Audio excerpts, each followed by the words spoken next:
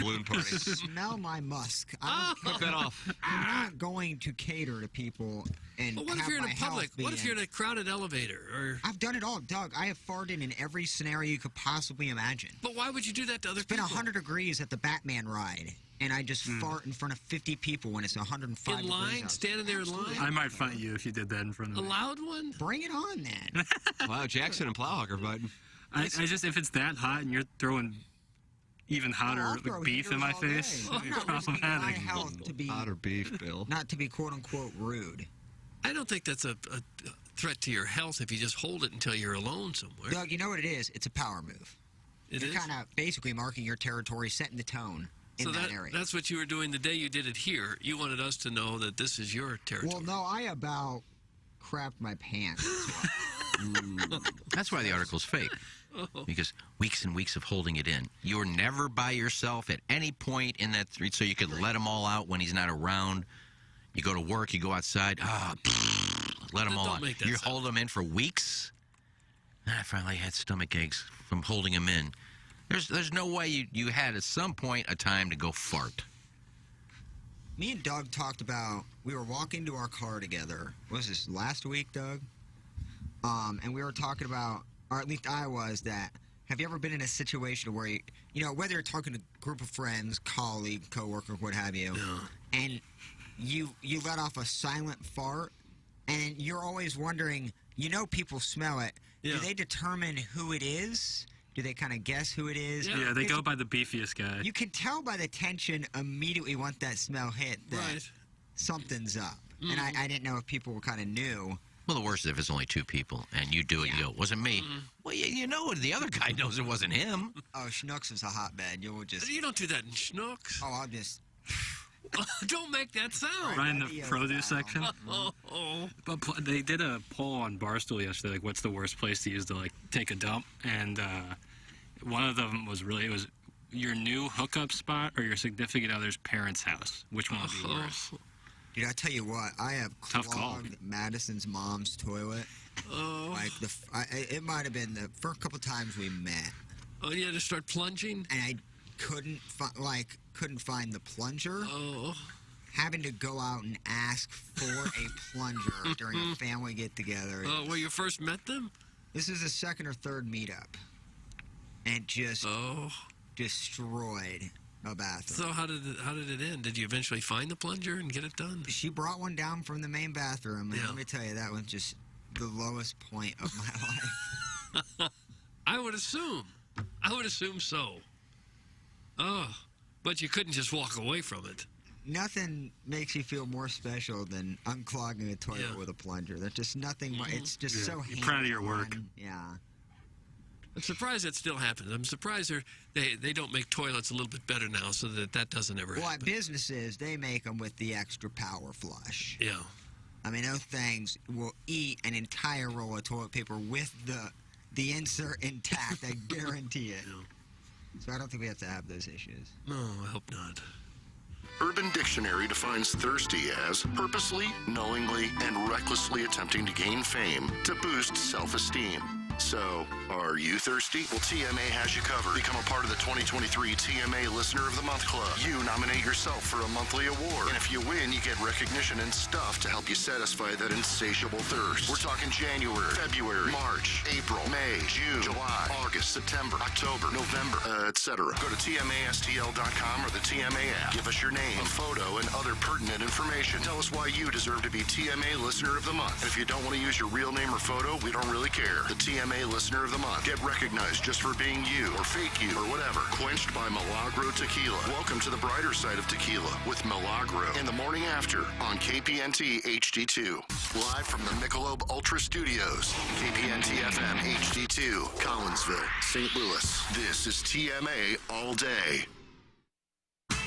Rise and shine, St. Louis. It's the Ryan Kelly Morning After on KPNT FM HD2, Collinsville, St. Louis. At the Morning After STL on YouTube and on TMASTL.com with Tim McKernan, Doug Vaughn, Iggy Strode, The Plowboy, and Action Jackson. 7:06 in St. Louis? What's going on here? Really? Is that my computer? I just went onto our YouTube page. I always like to check out the YouTube page to make sure I look naughty. Yeah, I do. You do? Or that the cameras are on. Yeah, there's also that. Oh. But I do look naughty. I can confirm. YouTube.com/TMASTL. 47 people are just waiting to see what you look like, Doug. And I think they have to be Yeah, pleased. big day for them because Hi, Jake. awful lot of beefcake in this studio. Yeah. Awful lot. Yeah. Yeah. Male model radio. That's what this is now going to be called. Yeah. Forget HD2. Yeah. Where are you guys on? Well, we're on male model radio. Anybody else on there? Nope. It's the Ryan Kelly Morning After. We are in the Munganess St. Louis Acura Alton Toyota, 7 o'clock hour. And it's the Michelob Ultra Studios. My name is Timothy Michael McKernan. That's Douglas Elvin Vaughn. If you're watching, if you're one of the 52 now people watching on YouTube, Ken Strode is in the lower left-hand corner. And then sitting across from him is the Plowhawk. And in the Horton Watkins studio, ladies and gentlemen, that's Jackson Burkett. He wants to be known as Piddles. So, Piddles. Yeah. Damn straight. Yep. Are they paying for that advertisement? Horton Watkins? Yeah. They are. Yeah, big time. Why would they have to pay? They're a public school. There's a lot of public schools paying to advertise Advertising. Please come to our HD2 school radio shows. if you live in our district, Right. or if we need an athlete. Either way. Yeah, it doesn't matter. Get involved in the program. Engineer Design Facilities. Text inbox 314-881-TMA5. Email in Design Air Heating and Cooling. Email today, the morning after at InsideSTL.com. And call in. Who was the first caller of 2023? Retired Air Marshal. Oh, yeah. 636. And he got himself suspended for it also. They did. 9004 TMA. And compete to be the Milagro Tequila Listener of the Month. Welcome to A Brighter Side of Tequila with Milagro, a new feature here on the Ryan Kelly Morning After. Compete for the app contest of the Adam Sandler tickets, February 10th at Enterprise Center. Go to TMA STL app. Boy, I got those Chris Rock, Dave Chappelle tickets yesterday. Oh, did you? I did. Sweet Very Mother inexpensive, Mercy. too, aren't they? But I felt like... I had to. I kind of felt like I had to. Iggy. You're exactly right. Probably never see that duo again. Yeah. I get it. I don't have So I was hosting the 10 o'clock hour on Balloon Party. Jackson peppering me, Doug, peppering me with questions. And the whole time I'm like 2,500th in the queue, just kind of trying to navigate this, and and then we eventually got home. At the Enterprise Center? Enterprise Center on Sunday the 22nd. Boy, that's a huge venue for a comedian, isn't it? 2 comedians, 2 of the all-time greats. Yeah. I've seen Chappelle at the pageant before. I've never seen Chris Rock perform. put tickets on sale 2 weeks ahead of time, and they're going to sell out like a day and a half. Is that right? Well, that's when you know you're big, when you can just put tickets on sale for an event 2 weeks before it starts. Yeah. Comes here and they'll sell out, yeah. We kind of did that with Maggie O'Brien's in Sunset Hills. Mm-hmm. Did you get good seats or? At Maggie O'Brien's, I had great seats. No, I mean, I think that a lot of people just went straight for the nosebleed just to get in the building. 'Cause I heard of somebody who was like 2,000th in line and got like 7th row for like $550 a piece. Huh. So I guess you could pick where you wanted to, and a lot of people were picking the upper deck seats that are a lot cheaper. Tim, I got some tickets too. Let's have sex at the show. It's from Ray King. Wonder if I can service a bunch of guys there like I did at Harpo's a month ago. I'd be happy to. Where would I go, though? You're not too worn out after that? No. My hole is yearning. Oh. Wheelhouse? Not a bad idea. It's not a bad idea at all. Just John's? I'm happy to go. Guys, a Sinbad opening for them. Maybe Iggy could get him on again. That's from the Birthday Hawk. He's been on every day for a week and a half here. Yeah, I don't think either of those guys will be coming into the studio that day to promote their event. You don't think Chappelle will be wanting to? Well, if HDP? anybody will get them, be Riz, the Riz show. But they don't have nothing to promote. The concert's sold Don't you have a out. problem that you don't They have don't have nothing? anything to promote. They got nothing to promote, buddy. Yeah, you're not going to see Chris Rock rolling through the studios here at Hubbard. Morning. What station am I going on? That'd be cool if it would. But Sure it would be. they're just too big. Jake Reynolds wants to know when the new studio will be ready. I don't know. Some people in the audience are more concerned about it than we are. Yeah, why would they care? It affects them It's like something to complain not about. at all. The microphones are up.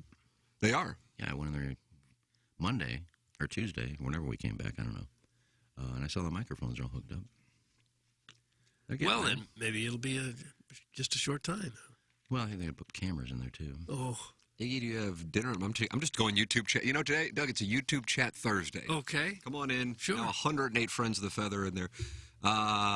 Jake says he's not complaining, just curious as all it is. Iggy, do you have any dinner recommendations for DC and CR? Oh, Dave Chappelle and Chris Rock. I was wondering who's DC and CR. I don't get downtown often, and I don't think I've eaten downtown forever. There's not much left there. Yeah. Doug, is that Max and Irma's? No. Mm-mm. I like that Tucker's place in Soulard. It's a good spot. Yeah, send him to Tucker's, Iggy. What is the nicest downtown restaurant left? Ruth's Chris Steakhouse? Is that's still going, isn't it? Carmine's, I think, is still down there. That's a nice Yeah. place. Yeah, Tucker's is nice. Tucker's, it's great food, and it's just just a nice little Old school joint. I like it. old school. My good friend, and I can't think of her name. Good friend. You can't be that close. Well, she was a good friend back in the day. She was a cocktail waitress at Breckenridge, and her husband and her started Tucker's. There's several Tuckers, right? Yeah, well, they started, the first one was in Soulard. Now they got one in Chesterfield, I think, and another There's one in South County. I think one in the Baldwin area. That was always one of Jay's favorite places. I always remember him talking about Tucker's. Yeah, I like that Tucker's myself. I've never been to one. Doug, pull that zipper down a bit, boy. That's from Taylor Hall. Well, I guess I could. Well, Nice. I guess I could. We can plunge all the show a neckline. little. Yeah. Yeah? You like it? You like my nipples? Paris. It's a low neckline Thursday. Jake Reynolds is back. I recommend Casa Don Alfonso at the Ritz. Plus, that's probably where CR and DC would be staying. That's Clayton, though, right? Yes. I would guess they'll be at the Four Seasons. I would have guessed they're on a private jet out Yeah. at 11 o'clock. Yeah, that's a good point, too. Not staying anywhere. Yeah, that'd be my guess. Are they playing? Jackson, could you? Cause I'm sure nobody knows. I shouldn't ask the days. I would imagine they're playing just like back-to-back nights. St. Louis gets a Sunday. I'll take a look. Very rarely is there a show where I go, I got to get tickets. This is comparable for me as far as attendance to Missouri, Kansas 2007 when they were playing to be number one in the country. I'm like, I don't care. I'm just going to go and I'm going to make sure I'm there. And it was worth it. No question it was worth it. And somebody told me that that knows people in the comedic world, when they heard they were coming to St. Louis, we were chatting and said, it's my understanding that he's putting Will Smith in this stand-up. I think what's going on, Iggy, is he is doing a Netflix special in March, and I think he's fine-tuning the material for the special. That's what I believe is going on. They are at the FedEx Forum in Memphis, Tennessee the next night. As in Monday? Yeah. Are they anywhere on Saturday? No, Oh, wow. they're not, but Friday they are. Ooh, Moon is showing me some sweet kicks. I don't know. He's just passing my studio and showing me some beautiful shoes. I'm sorry. Got distracted there. They're in Oklahoma City on Friday. Taking Saturday out. Okay. So maybe they will be in St. Louis on Saturday having a pony. Probably want to spend the whole day here. Go on the Ferris wheel. Yeah, I think they'll be at the Ferris. They'll probably fly home to L.A. and then fly in Sunday afternoon. That's what these big wigs do. They have private jets. They don't Well, why are we bigwigs? mess around in another city. They just go home for a while. Well, That's kind of like me with The Cure. If The Cure came, I would take a loan out if I had to The get tickets. Cure. I thought it was Lady Gaga was your act. Oh, he's already seen Lady Gaga. Is that the reason? You have never seen The Cure live? Never seen them. Doug, who would you? The Mills Brothers got the Mills reunion Brothers, tour? yeah. They came back. The Letterman, someone like that. The letter. I don't believe The Cure have been here for like 20 years. I have no idea who the Cure are. No I idea. think he's going to get irritated with that. Boys Don't Cry. Heaven. Could you hum a few bars? They've been maybe? around for 30 years. I have never heard of them. Okay. That's fine. Could we hear a little something? Not your jam, but Could I hear a little ask something? Plowsy. Ask Plowsy if he wants to put something on. Look, 2023, it ain't DJ Plowsy. Oh, We'll play, Wow. we'll play one. This Pepper and Genie breakup is starting to now No, carry over to it TMA. wasn't a shot at Iggy, but we've done this in the past where, oh, we should hear a little bit of this. Oh, we should hear a little bit of that. yeah, I think so. But you ain't chore. DJ Plowsy in 2023. Quite the chore. All right. Pepper and Genie, Doug, it's carrying over now. Clear that it has. You know, a lot of bad blood in here now. I don't know what song to pick, but here's play the Heaven. problem. Here's a Just play 14 Is it aux second on ad. or aux off? Play Boys It'd have to be aux off. Play, Doug, aux off. Play Boys Okay. Don't Cry. Well, Maybe we I'll, got pictures of you playing. maybe I'll hear. You'll take what you get. That's fine. Well, the advertise, like I would click on another song, but I would have to watch That's another fine. Look, I advertisement. think you'll recognize pictures. I of you. probably, I don't probably think will you will. recognize the I think I song, know but didn't Think know you who will. did it. Check out that riff, bro. Yeah, I know the song.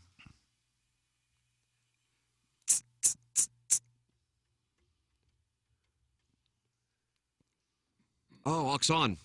No, aux off. No, aux on. Yeah, YouTube get the pleasure of just watching us talk. Yeah, well, I don't recognize it yet. Well, this is one that doesn't get right into singing. So it's a large Yeah. instrumental build-up. This is insane. Yes. Okay, we're a minute 30 and not one Still, yeah. song. What? Mr. Slave says the Cure's playing the Fazoli's in Arnold this February. Come on. That I could go to. I like Fazoli's. We're actually 2 minutes into You get the some song without muscatoli any there. lyrics. Is that what Not you too get? expensive. I still call it muscatoli. You call it penne or muscat? I say Yes, I muscatoli. do. Now do you recognize it, Doug? No, I don't. Robert Smith has a very distinctive voice. I've never heard this song for some reason.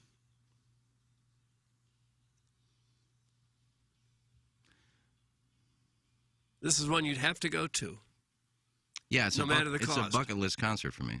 Jackson, what is your bucket list concert? Wow. Great question. Nice going, Tim. Thank you. Thank you. Thank you for the delicious compliments. I don't know, man. That's a good question. Okay, Said you it said again. that once. Paul Hawk, what's your? While Jackson is in the tank, he's still focused on the second half in Fayetteville. What is your? I don't listen to music. Okay. Are you taking questions in 2023? Yeah.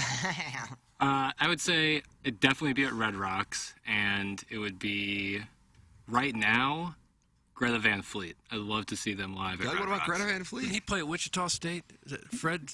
Fred Van Vliet, who's now Toronto Raptors and got paid. That's who By it is? Raptor. No, Greta Van Fleet's a band. Oh. Yeah, just put a Zeppelin album on. Same thing. Yeah, but I want to see them live at Red Rocks. Would be really cool. I just want to go to see a show at Red Rocks. Great venue. I saw Big Head Todd there. BHTM. I've been there, but it wasn't for a concert. What were you there for? Just wanted to see the place. Oh. We're on A a lot of hiking to get there, right? a little bit. I mean, it's beautiful out there. Not just like there's Right by hiking- Denver, right? 30 minutes outside, maybe not even. Give or take about 30, 35 minutes. Something like that, yeah. It's This great. song is absolute trash. Shoot me, Ken. That's from the Bentonville Bear. I guess does not like pictures I would of you. disagree. You wouldn't know good music if it a bitch in the ass. Oh, come on now. Good music is in the ear of the beholder. Amen.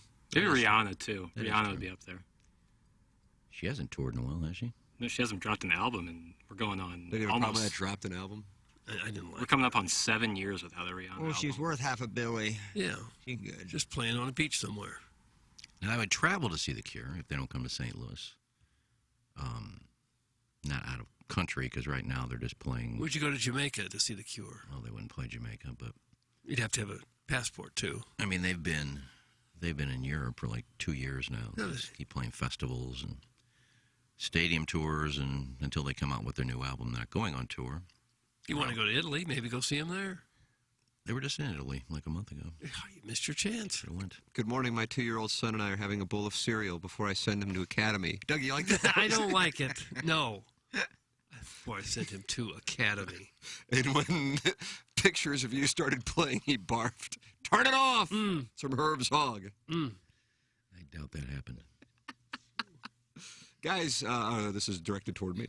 Manupal eligible. Tim, they're billed as co-headliners. What do you think will be the performance order when they play St. Louis, and would you have a preference for one being the opener over the other? Manupal eligible. Well, Doug, it's a big, wonderful question Thursday. Okay. Honestly, I don't care. I've seen Chappelle, haven't seen Chris Rock. Can't wait to see them both. So my honest answer is a bad answer to what is a wonderful question. I don't have a preference. Suppose they just flip a coin or something? I don't know on that. Do they have the same agent? I don't know on that. I saw Carlin perform at Jesse Hall at the University of Missouri. And Doug, was that October of '97? I don't know same the night years. Edgar Renteria won the World Series against the Cleveland baseball team. Be careful. At the end of his career, when he kind of turned into Lenny Bruce, where he did. No, it was before that. But he did do 7 Dirty Words. It's like watching a band play. You're going, oh my God, he's going to do 7 Dirty Words. He did the football, baseball, Spit, for those of you familiar with it. Either way, man, I worshipped that guy. Were you a fan of his? Because, I mean, he emerged in the sure. 70s, weren't you? Mm-hmm. And he was like Nostradamus in a way, calling his shots on what was going to happen before he passed. God, he was good. Oh, I love that George Carlin. So, yeah. Comedian-wise, I mean, you have two of the all-time greats who happen to be performing in the same era, coming to St. Louis, too. I mean, just realistically, like if that were going on at Madison Square Garden, you go, crap, I got to get there. Much less, Memphis, Oklahoma City, St. Louis. Forget about it. Top 5 comedians all time. Doug, top 5 comedians all time. Don't we do Mount Rushmore, top 4? Yeah. All right, Rushmore. Nice. I go Carlin, Rock, Chappelle. Rodney Dangerfield? It didn't really do it for me. No, I thought he was recognize that a hysterical. lot of people love him, though. As you said, Doug, it's subjective, just Yeah. like music. I don't know. Who do you think is in there? I mean, I'll tell you a lot of Carlin up comedians there. hold in high esteem, Iggy, is Sam Kinison, which is another one that I didn't personally really get. Yeah. But, and it was also, I was like a kid when he passed away in the early 90s, I think. he was funny. But I know other comedians. It's like when people talk about the Larry Sanders Show, comedians and entertainers put that show in a high regard, whereas it didn't necessarily resonate with a huge amount of the public. Plus, it was only on HBO. But as far as other comedians appreciating, Yeah. Kinison, I feel like, is always mentioned. I think because his delivery, I mean, good comedians all delivery. You can be funny, but if you have no delivery, you suck. But he would start out really slow, like, I've been feeding these people for 30 years.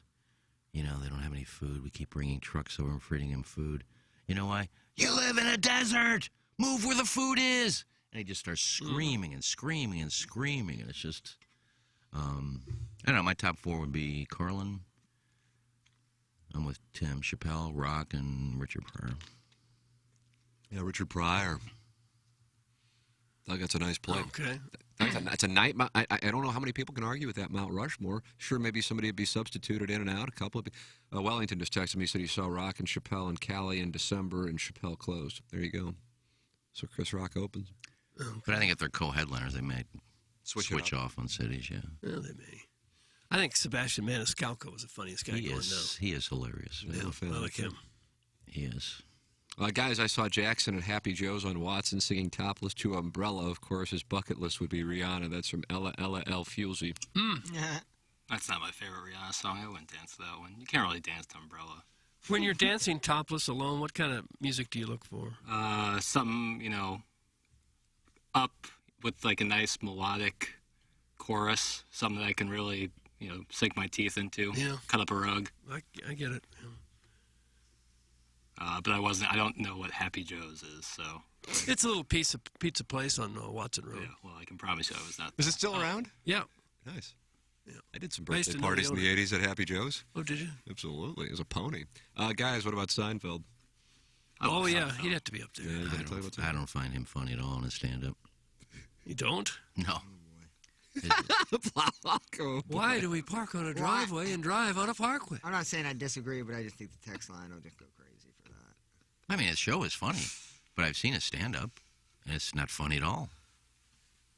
Maybe you got him on a bad night. No, I watched his last stand-up he had on HBO, wherever the hell it was, Netflix. Yeah, but on Netflix. It wasn't funny. Hot takes. I mean, he was really working blue when he said ass one time. Guys, don't sleep on that lesbian comedian from the AFC NFC Championship party in 2015 at Ballpark Village. That's Dave in St. Peter. Well, that turned out to be Plowsy. Yeah, I guess I'm the lesbian. And that was before I knew what twink meant, so. Did you get booed off the stage, or did they come and get you? I think I felt the vibe before the booing ensued, yeah. Well, some great artists have Larry been booed off the got stage. booed. Yeah. And turned on the audience. Nate in Tallahassee, Doug, friend of the show, says he's seeing Seinfeld tonight in Tallahassee. Oh, is he really? Damn, Seinfeld hit on hard times. I don't think so. What's the deal with airline food? Oh. Going to the slippery gator. I kind of like the guys that don't have to cuss to be funny. I think it's easier to cuss and be funny. If Well, you he's just can not do funny. it with It don't an matter whether he's intelligent cussing way. or not. He's not funny. Well, most of the country thought that he was very funny. His show is very funny. I don't think his stand-up's very funny. Deke Dotem with his Mount Rushmore, Doug. And this Okay. is important. Yeah, I agree with you, Plowhawk. This is one that needs to be recognized because we know Dotem has got the juice. Jeselnik.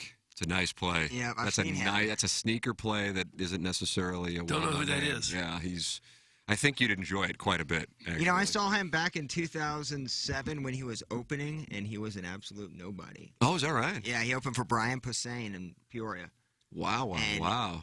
He Could you had tell some- he had the game? Oh yeah, but he Yeah. had some like take the breath out of the audience. I don't think they were prepared for some of the content. But yeah, then 2 years later, you see him starting the roast, and then that's great, great pick.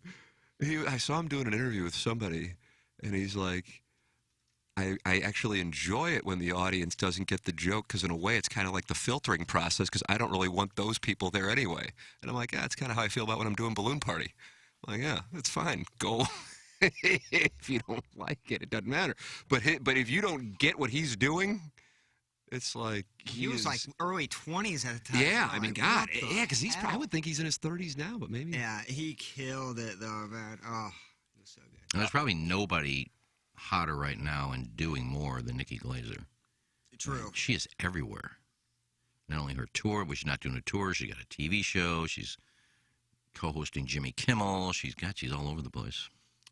By the way, if I didn't finish Dotem's Mount Rushmore, Jeselnik, Mitch Hedberg, Chappelle, Norm Macdonald.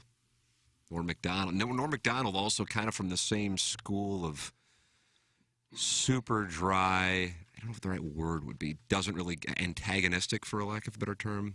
Doesn't really care what you think. Yeah, I liked him too. Yeah. He passed away a little while back. Yeah. Let's see. This is interesting. Sinbad had a hell of a run in the last quarters of 2022. He was on every hour of St. Louis's HD6 programming. Thanks. That's from the Coalition of Married Listeners' Husbands looking to third wheel Iggy's date with our wives. I think on a digital radio, our show, the title now comes up as Sinbad Radio instead of TMA. We actually had to pay for those rights, Yeah. but it's worth it because we obviously that's what we play, so we need to let people know. You get one good interview, you go with it. I'm gonna delete that from our system. It's a good interview. I know, right? Dave Attell from the Wentzville Wienpeaker. I like that. It's a God. nice play. I'm a It's big nice fan play. of John Mulaney. I think he's really, really Yeah, funny. he's good. I I love. think his stand-up's outstanding. He is great. I love Brian Regan too. I'm a huge Brian Regan fan. Not very like mainstream. If you see some of his stand-up, and then you see, he has a little appearance on Comedians in Cars Getting Coffee with Seinfeld. You know, it's like on Netflix. And man, he is so good. Ray King wants somebody to take down the Christmas decorations. He's not happy about seeing those.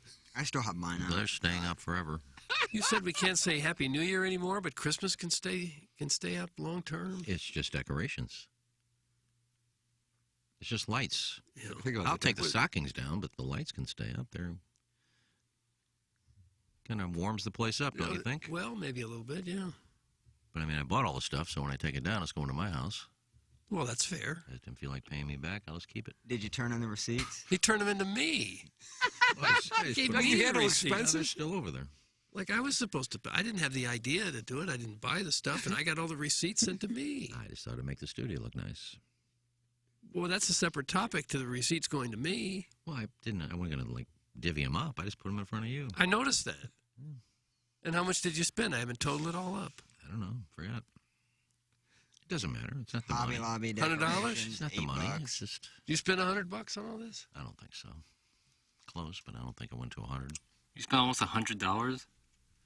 You think those stockings were like $1 a piece? Yeah. $16.34 at Hobby Lobby. Walgreens. Doug, when do you pay expenses? $5.99 at Walgreens. It's like one string light and a Right, couple stockings. 21. There's another Walgreens. Oh wow. Light acrylic tree, $21.99. Yeah, that one. That's a hard hit. Yeah. No, it's pretty, though. Plush stocking, $19.95. So you spent $51 at Walgreens on that time. Ace Hardware, I had to get the garland. $5.99. I had to get some garland. Yeah. There's another Ace Hardware, $18.39. You spent over $100. I had to get some lights, too. Yeah, it's only money. Right. So I guess you don't mind if I don't pay you back. I don't think you are, so it doesn't matter. Well, it'd be one thing if you ask everyone to pay you back, but just me? I didn't say give me the money. I just put the receipts over there. Why? Well, where else am I going to put them? Doug, In the it's up trash to, can? It's up to you to take the hint. Yeah, it is your Yeah. responsibility For you to handle go to everybody else. expenses. Yeah, we should pay him back.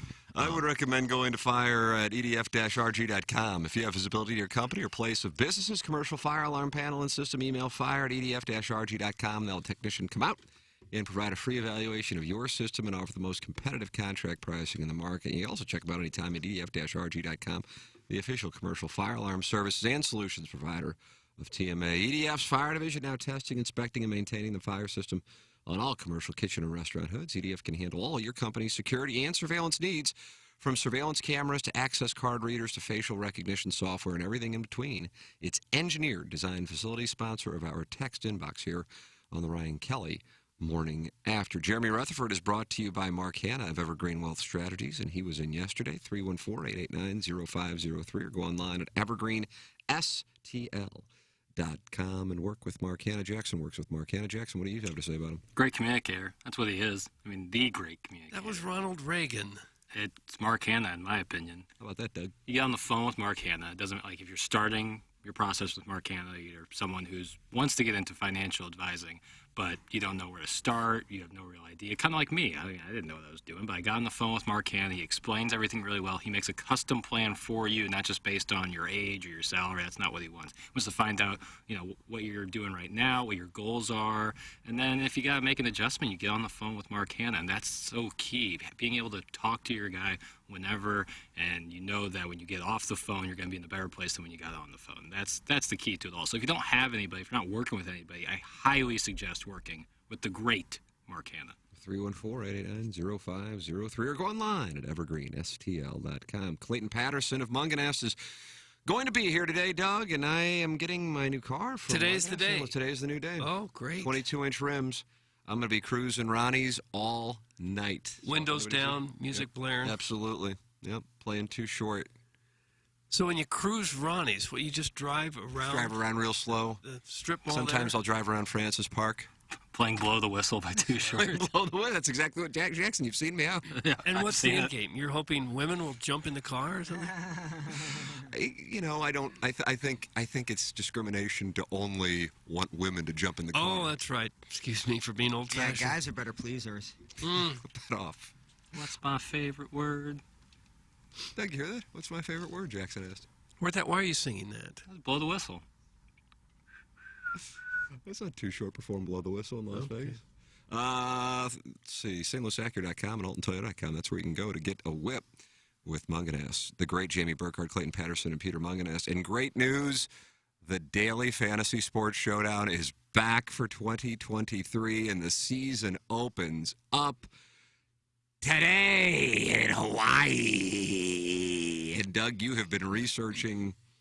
I didn't do jack squat. I just picked names out of a box. Is this a no-cut event?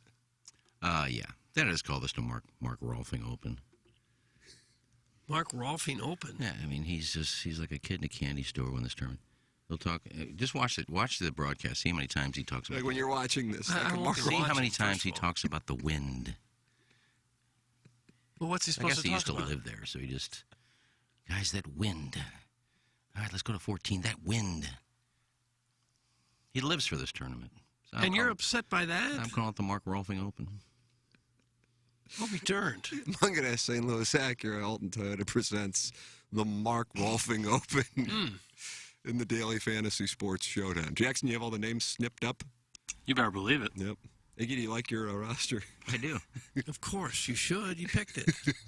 Except for you have to, with a stacked field like this, I mean, you have to go down into the 6,000s.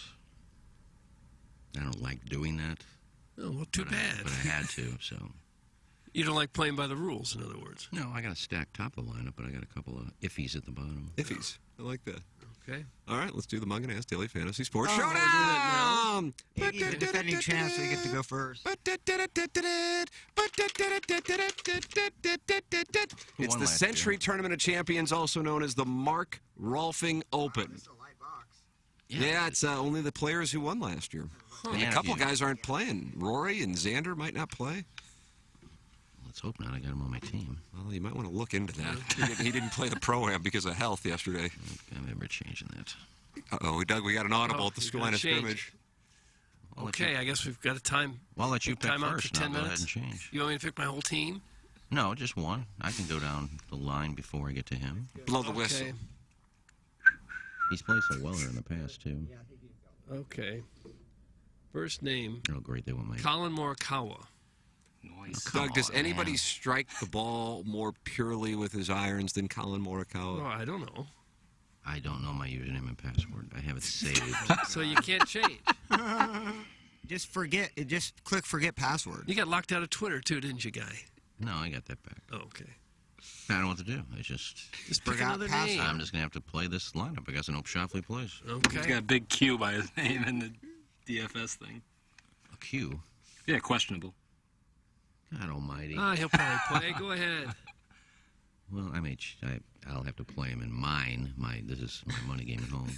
I'll just change him on the fly. Okay. Will you? Forgotten password has crippled. This is ruined. No, I have Jamie Burkhardt will not be happy with the debut of this in I have it 2023. saved. I have it saved. My password saved at home, my home computer, and that's where I put my lineup in. My phone wants me to put a password in, and I don't know what it is. No, you couldn't know. Couldn't I possibly don't know. I've had it saved for 3 years. Yeah. 6,000. I'll go with Scott Stallings. Doug Scott Stallings. Scott That is Masters Stallings. invites sent to a different Scott Stallings. Okay. He's a hit and miss guy. He plays well or he misses the cut. There's no cut, so he'll finish toward the bottom. All right. I got just one there. Adam Scott. Okay. 7,600. I don't believe he won last year, but finished in the top 30. I think that's how you also get in. Oh, is that Okay. right? I didn't know that. I don't believe he won last year. I don't know. Guy who had a great year, and I think he's going to continue it this year. What's his name? Seamus Power. Seamus Power. Yeah, I had to go down to the 6s and 7s. Yeah. Too bad. Put Shoffley in there. Okay. Oh, he's coming out. All right. I'll reach in there. Sorry, Doug. If I got just one. I think you got Okay. Oh. Keegan Bradley. Keegs. 7,500. Bounce back year for him last year. Yeah, it was. A guy who I think is going to have a banner year. I mean, he plays Based well. on what? He came off a slight injury. I think he was playing way too much. He cut back a little bit. I think he's going to have a stellar year. Do you? Sung Jae Im. Sunjay Im. Last name I-M? I am. Okay. I'll put a K in front of that, and I'll play Tom Kim, too. I just got Ju Young Kim. Okay. Doug, your lineup sucks. 8,700. That's Tom. That's Tom Kim. Yeah, Tom Kim? Yeah. Surprised he's Okay. only 8,700. Okay. This is an iffy pick for me, but Okay. Victor Hovland. Victor Hovland. Okay. All right, give me the box. Oh, God. This is quite a stretch. Okay. Xander Schauffele. Oh! Now, you have to keep him, because he's not out of the tournament yet. Wait. I don't have to keep him. He's not. You're keeping him in your game, though, or No, I can switch mine. I haven't given Oh, mine. you can switch Wait, yours, but I no, can't that- switch Well, mine. you picked him. That I haven't can't- put So my, did you. I haven't put my lineup out yet. you. But you You said can't Shoffley throw was- back because you don't like him. Oh, he may not play. I haven't made my lineup yet. Well, if you can make rules up, I can make rules I'm up not too. making any rules Yes, up. you are. No. Well, then you play. You picked play a him name. too. You pick Jackson, him what do too. you think the ruling here is? Go ahead and pick another name. I don't care. It is a Why don't we both keep him? No, Yeah, that no, way neither No, of you are I'm changing. leveraged. I'm not gonna. We're trying to make money here. I'm not gonna keep him if he's questionable. Don't let Doug pick a new one. Yeah, I then said Doug he can has- pick another one. All right, God bless. Yeah, pick a I new think one, we Doug. do that, or you both keep him. All right. We're both dropping him. It sucks too if he plays and wins. Yeah, sure. But if he didn't play in the pro am, Tony Finau. Tony Finau, where he be now? It's a good. His new swing looks interesting. Did he change the swing up? Yeah. Jackson, throw somebody at me that's got the same salary as Shoffley. or a Sure. little below. Tony Finau's in the same range. Matthew Fitzpatrick, Pat Cantlay, JT All right, let's go with was Cantlay above or below Shoffley? above. Yeah, see, But just by 200. I think I'm right on the number. Then Fitzpatrick is and Finau your next closest. Below that? Yeah. A little below that? Yep. All right, go. Give me a few more. For heaven's sakes. Will Zalatoris, Don't Cam you get Young, work on this. the great Max Homa. All right, put Cam Young in there. Like I said, Cam that was Young. my pick. Nice pick. Love me some Cam. I'm trying to go what Doug doesn't have, right? I put Finau in there. All right, Doug, your last pick, right? Last one. Okay. Last one. Okay. Scotty Scheffler. Wow. Not available for you. Well, I'll drop someone else. Okay. Who you want out? See, he was 10,300. How about I drop Tom Kim? Okay. So you can have Scheffler, then pick another name. Now you can't have that. Scheffler's so expensive. You know, Yeah, you almost have to drop Scheffler. no, I'm not going to drop Scheffler. All right, well, good luck picking another one. Well, I'll just pick until how low? How 5,900, which there's no players at that. Has to be 5,900. There's no players at 5,900. Okay, I'll drop somebody else too. I'll drop Bradley. Fun. Okay. Yeah, you're still going to be leveraged. Okay, then I'll also drop Scott. Goodness gracious. All right, now you got 5 more picks. Yeah, The problem is you have Morikawa, Finau, and Scheffler, and all of those guys are over 9,000. So your average remaining player salary is 7,000. all right. Let's see if I can do that. Should I just pull a whole box out to see until I get 7,000? Just go ahead and pick some names. You dropped 3 there. Just go ahead and pick another I one. didn't drop 3. Didn't drop Why any don't of them. you give the names out because you may not be able to get them. Max Homa. How about Sahith Theegala? Sahith Theegala. 7,300. I love Sahith Theegala. What about the other one you picked? That was Max Homa, 8,600. Yeah, you're going to be in a bad Hideki Matsuyama. No, just keep going. Just give That's him what I'm doing. Okay. the, give him the box. I know I'm going to. Corey Connors. How about him? 7,800. Yeah, all right. Corey Connors, 78. So you can. Again, we're in the same problem at 5,900. I got a JT Poston, 6,800. The postman. Doug, you just got married. You're still I over. only had 10 names written Over down. by how much? A lot. Like by 900. I think I'm with Iggy. I think out of these players, You're going to have to only drop three are going now. Morikawa, Finau, or Scheffler. You can't keep all 3. Okay, I'll drop Finau. But then who else will I have? Finau, if you drop Finau, you have 8,400 to play with. With who? With what lineup? With those names you already Corey called. Connors, What are you throwing those Morikawa, out? Postman, Scheffler, Sahith Theegala. Connors, Poston, Scheffler, Morikawa, and one more. Theegala. Yeah, you can pick one more. And with how much? 8,400 is as high as you can go. Didn't you pick gosh. Matsuyama? You want to have Matsuyama? Here's Sam Burns. Yep, there you go. Perfect. Right at 8,400. Bingo. Okay. All right. Gosh, that was like pulling teeth. And my last player is JT. Justin Thomas. Okay. 2-time winner of this tournament. 2nd, 4th. Okay. Doug, there it is. The Daily Fantasy Sports Showdown. That was a good one. It's in the books. It's Ryan Kelly Morning After, and you are welcome to get involved. 314-881-TMA5. You're welcome to call in 636-9004-TMA, and you're welcome to email in the morning after at InsideSTL.com for our design, air, heating, and cooling email of the day. It's 7:44 in St. Louis for those of you who are listening live or watching live at youtube.com/TMASTL. And Doug, last night, our local college basketball teams met their maker. Well, something like that. Geez, I was excited about Mizzou. They got off to that fast start. I thought, man, they're going to do this again. And then second half, they just could not hit a shot. Yeah. When you play that run and gun style, when you're hitting shots, you look unbeatable. And when you're not hitting shots, just looks kind of like chaos and undisciplined basketball. Yeah, in the final 23 minutes of the game, they played to Arkansas's pace and not to their own pace, and that cost them big time. Not to mention they played the zone the whole game, which was good, but it's really tough to rebound in the zone. So they got destroyed on the boards, and Kobe Brown foul trouble.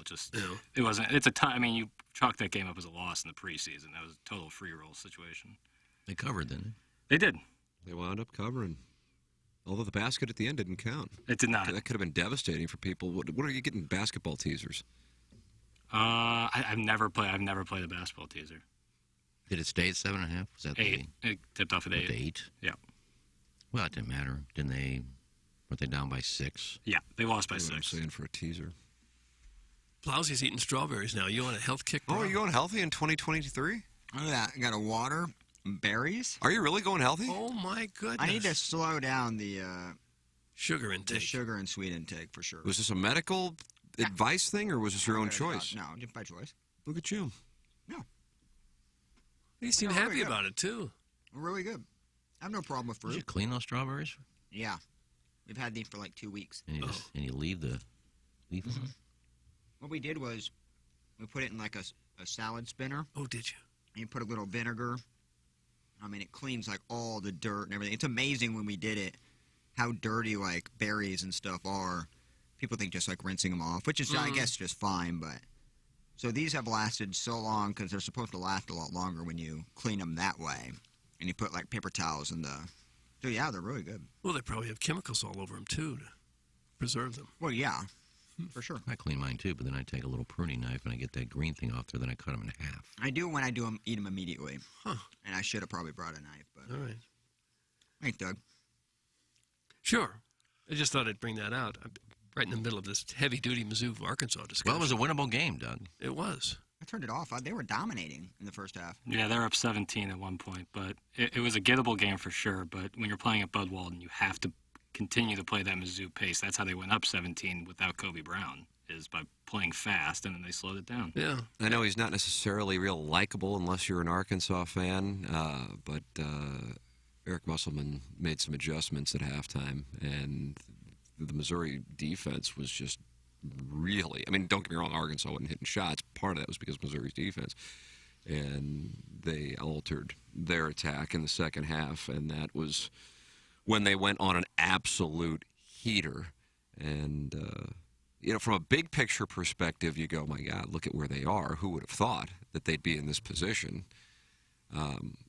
But just because of the macro perspective, you can't ignore any game you have a 17-point lead.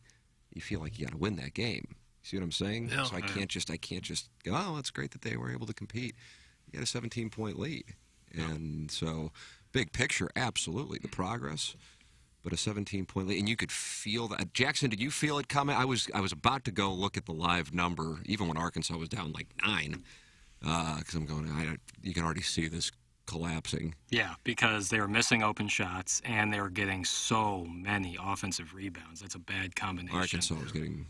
Yeah, Arkansas is When you eating blow on the when you boards. blow a 17-point lead, does that mean Gates' job is in jeopardy? It's time to... I mean, mental mistakes down the stretch, too. And there are 3 minutes left in the game. They're down 4. Trey Gomillion pushes up the floor, takes a terrible shot. I couldn't believe that, and I am a Trey Gomillion lemming. Yeah, that's a rare thing. You won't see Bad shots there. a grad transfer God, like that that. was so bad. Yeah, he jumped before he knew what he was going to do with it. It's a basketball 101 no-go. And then the next possession, still down 4, Sean East just fires it. Yeah, he was out of control also. Yeah, but he's been playing unbelievable the last 4 games, so you allow a little mistake. But, yeah, that's the mental mistakes and missing free throws, too. They were bad at the line. That's bad combination at Bud Walton. Dennis Gates said, once they took the lead, we were playing uphill. We missed 8 straight shots, and I don't think we were able to execute how we needed to execute. Arkansas started the game 8 for 26 and ended the game 16 for 21 and lived at the free throw line, so credit to them.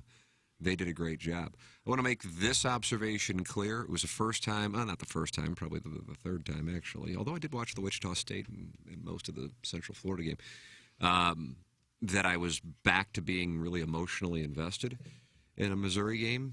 And it reminded me of another reason why I don't necessarily enjoy college basketball, at least relative to what it was. It's just so hackneyed from the officiating standpoint. And this is not because Missouri was in the other building. I know it went on otherwise, and it's benefited Missouri. It cuts both ways. I feel like officials get so caught up in the home crowd and become performers of a set, and it's just so psychologically obvious. Yep.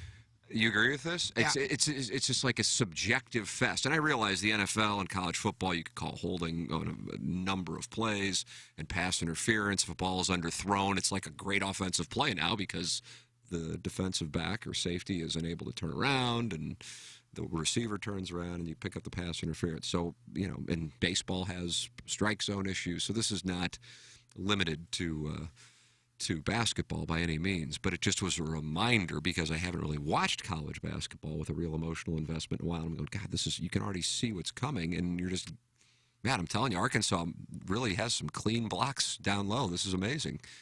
And for me, that just is an irritating thing. I watched, sorry to kind of change lanes a little bit, but I feel the same way. Watching the Illinois-Northwestern game last night, Illinois is not a great team. They lost. Probably would have been a loss anyways. I mean, it was 34 free throws to 8, and at one point it was 16 free throws to 0, and the calls were unbelievable. Big Ten has the weirdest officiating. It was predatory, man. It was really bad. It was so obvious, And yeah, that game was the hardest game I've ever watched in terms of officiating. So college basketball does tend to slow itself down and shoot itself in the foot with 50, 60-point total game. You know, Yeah, especially in conference games too. That's where I feel like it's the most obvious is those physical conference games where it's like the refs can't control it. They never get the Arkansas Mizzou game. They had no clear direction. They were calling soft fouls one play and then hard foul would come and no call. It was a poorly officiated game. It's got to be the hardest sport to officiate. But Split 34 second free calls. throws to 8, if you are a ref and know that, you're calling some gimme calls on the other team. Like, it was so one-sided, and it was so bad. I didn't watch much of the Mizzou-Arkansas game, watched a little bit of the first half, so I can't really judge the officiating on that game. But the Illinois Northwestern was one of the most And I want to embarrassing. re-emphasize it because it's in a way I wish Missouri would have won. I would have still had the same opinion. Well, of course, I wish Missouri would have won, but I would have had the same opinion. But I know this goes. Missouri and Vanderbilt. Missouri goes on a run on Saturday. It'll benefit them. I mean, even there was one that was just like blatant out of bounds that went off an Arkansas player, but it was in the middle of Arkansas's run, and the official just I'm like, God, I forgot about this because I haven't really watched it intensely in a while, and I remember this is one of the things that irritates me.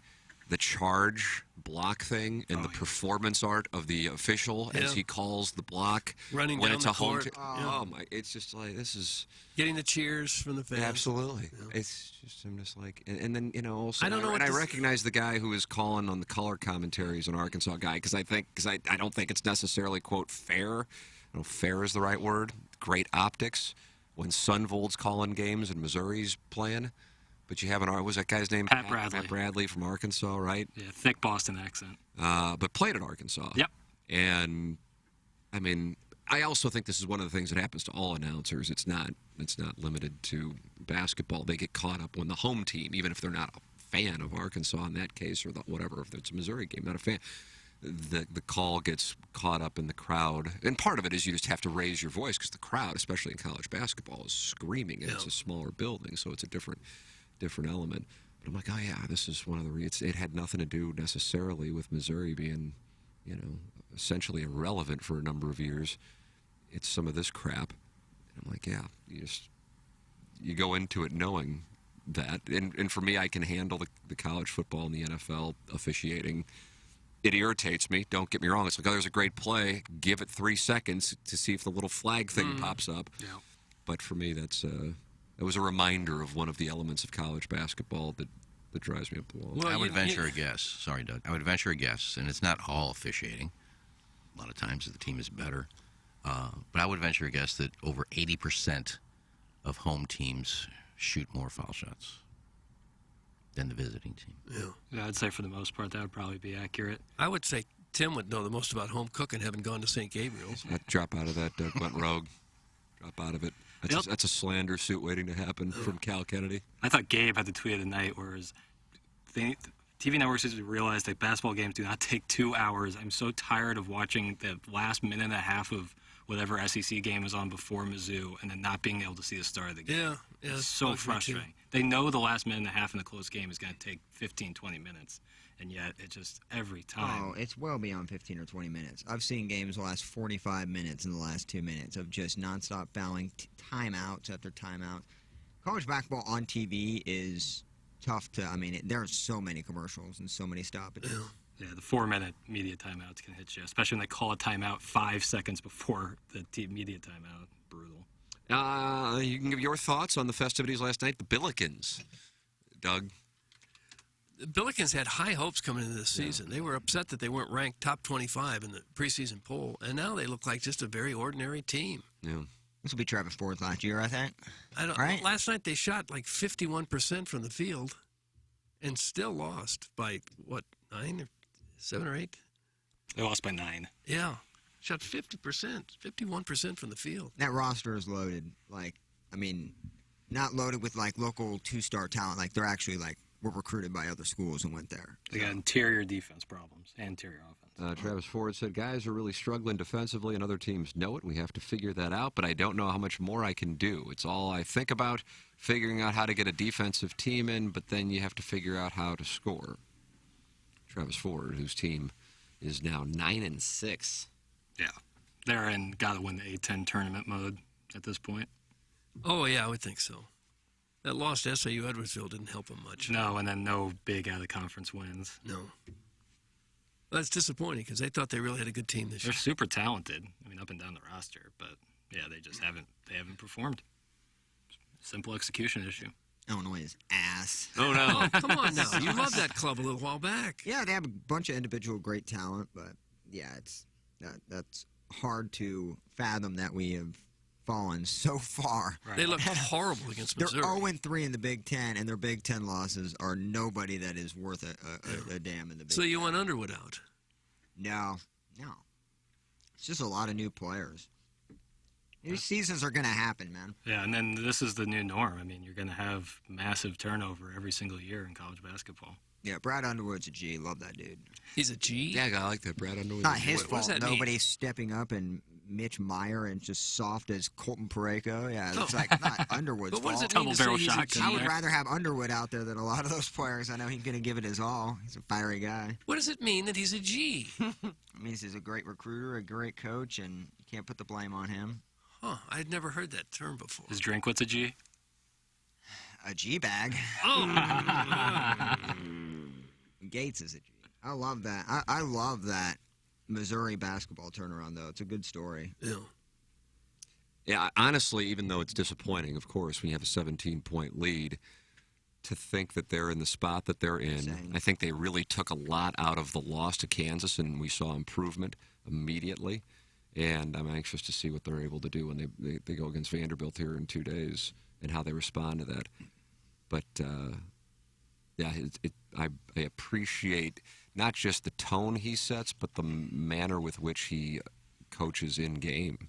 It's that's really refreshing. I got to go back a while to think of that from a Missouri basketball coach standpoint. So. And he got a little swag with him, too. Like, I know he seemed very buttoned up, great interviewer, got the full Well-dressed. suit on. Always with the suit. But I feel like he just got that secret swag that, like, when he goes into a recruit's house that, he puts on his A game. Yeah, and C.Y. Young is an incredible recruiter as well. Yeah. St. Gabe's coaches had that. When they knew they were going to win, I at agree least the with home you. games. Well, they didn't need the swag. They had Yeah. the refs on their side. Right. Well, I guess the litigants will cast a wide net. Plowhawk will now be brought to the table. Well, going to those 3 games, I mean, I think most people would have been happy if they go 2-1.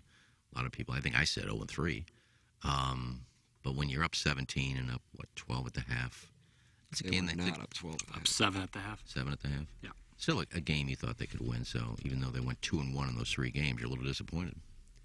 The 3-point shot really changed the game completely. Yep. It used to be if you were down 17, it was pretty much over. But now with that 3-pointer, you get 1 or 2 guys that are hot. I mean, you can come back from deficits like that. It happens frequently. The most efficient shots in basketball right now are the 3-pointer and the layup. Everything else in between is considered inefficient. Yeah. That.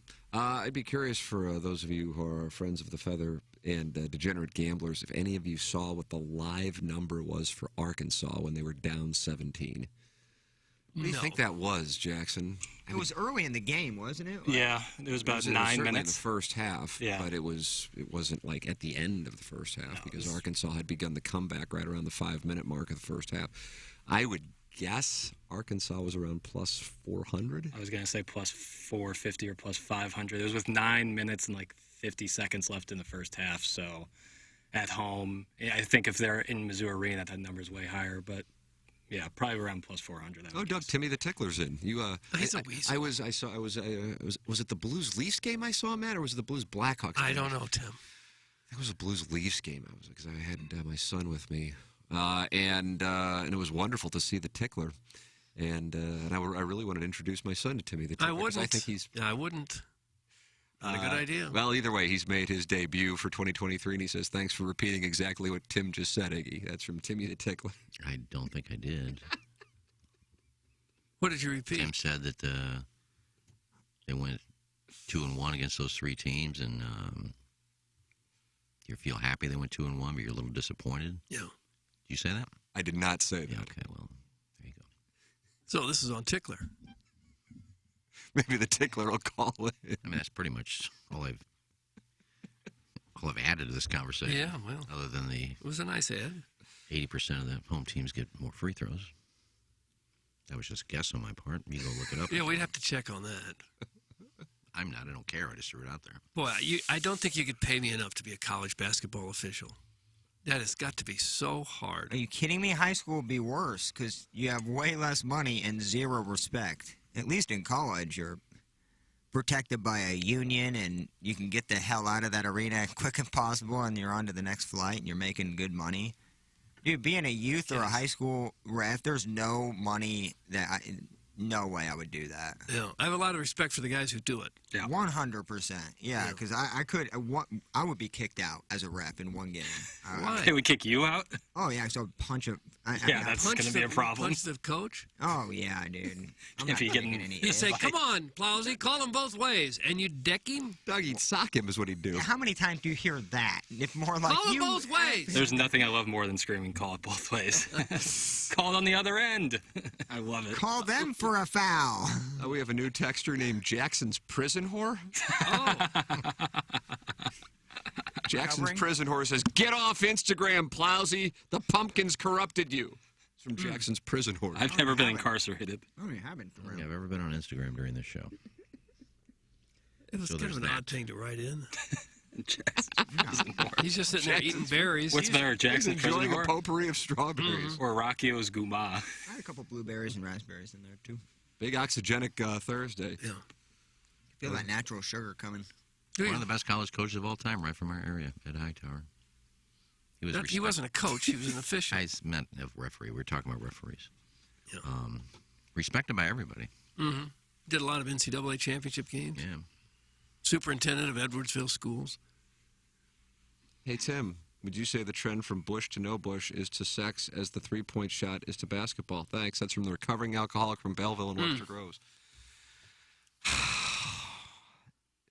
Doug, that's a really good question. Really nice. I don't think so. I like the question, and I see where he's going, but the shrub situation is more of an aesthetically, from my standpoint, pleasing progression. The three-point shot is more of a strategic progression. We have an aesthetic progression, and we have a strategic progression. Oh. Now, Great breakdown, Tim. Thank you. now you could say that you get down by 20. Everybody's, well, this is the way the game is now. Everybody's doing it, so we're going to shoot threes. And some women who have bushes feel like, everybody's shaving. I guess I have to. What? Keeping up with the Joneses. If I'm not mistaken, the three-point shot came in when the ABA first appeared on the scene. And they tried to get attention with the red, white, and blue basketball and the three-point shot. I think you're right. And that would have been late 70s? But when did the pubes come off? Right. About the same time. Come to think of No, it. a little later. God, what do you think? The landing strip was kind of the hybrid. It's like, I can't hit a 4-iron anymore. I'm going to hit a hybrid. So maybe like 95, 6? Or was it that late? On the Yeah. landing strip? Yeah, it was in the 90s. Just check Playboy. That's when the bush went away. and Doug, the can you landing check your strips Playboy? went away. Just Because I know trying you to keep talk the Playboy. basketball. Borrow Iggy's. That's kind of like blazing your I could own tell from Hito. trail. I can tell from Hito. You know. That's the barometer. Yeah, you went Even from, with the guts covering them? went from a lot of bush to Oh, landing strips to nothing. Iggy and I didn't get to play with the three-point shot in our day. Hell, you'd have had 35 in intramurals Yeah, you if would've. you had a Oh, more three-point than that. line. Yeah, I'd have been chucking from way out there. And you know what? They didn't let us dunk either. That was my game, to play above the rim. Well, yeah, because the peach basket, they only had like 2 of them. Yeah. That was a Kareem thing, right? Because it was too easy for Kareem to score, so they outlawed dunking in college. I think Well, it yeah, was. he was I think playing that's up against part of it. 5'5". No, he High school, too. You Lumberjacks. couldn't dunk in high school or college. Can you believe that? Yeah, I thought that was there was like video of Bill Walton like flying up to the rim and then laying it up because Yeah. he wasn't allowed to dunk. And in high school, if you did it, was a technical foul. If you did it in Is that right? warm-ups before, Oh, That's yeah. still the Really? case. In high school, we saw that What was all that the about? time, man. What was the reasoning, you think? I think they didn't want glass backboards to break. Yeah. And That's I still think the they case didn't in want warm-ups. guys to get hurt. If a glass backboard broke at a high school gym, the game was about Game over. over, You know, yeah. they didn't have a big crew that could quickly replace it. And probably didn't have an extra one. They don't have extra ones now Half at court. high schools. I mean, my team at Brentwood, I think our tallest guy was like 6 foot. We didn't have anybody that could dunk. How about this we- email we just got? Text. I'm sorry. Go ahead. We played a game at U City once when a guy named Hassan Houston. Hassan Houston, one of the best to ever come out of yeah, that area. went to Kansas, scored 40 Oh, is that a game, right? 40 a game. And we beat him on a last-second shot.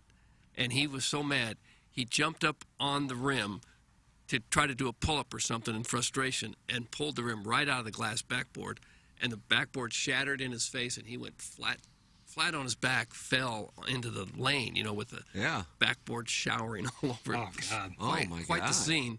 Holy crap. He was not hurt somehow, but boy, he sure trashed I that don't backboard. think I ever saw anybody better than Hassan Houston. He The could Lions shoot. Den. He could shoot, that's for sure.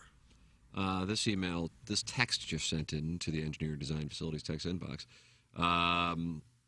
This is why no one wants to be a youth ref. I got this email yesterday from my kid's grade school in South County. Quote, during the last 2 weeks of the soccer regular season, officials reported multiple incidents during South County CYC games.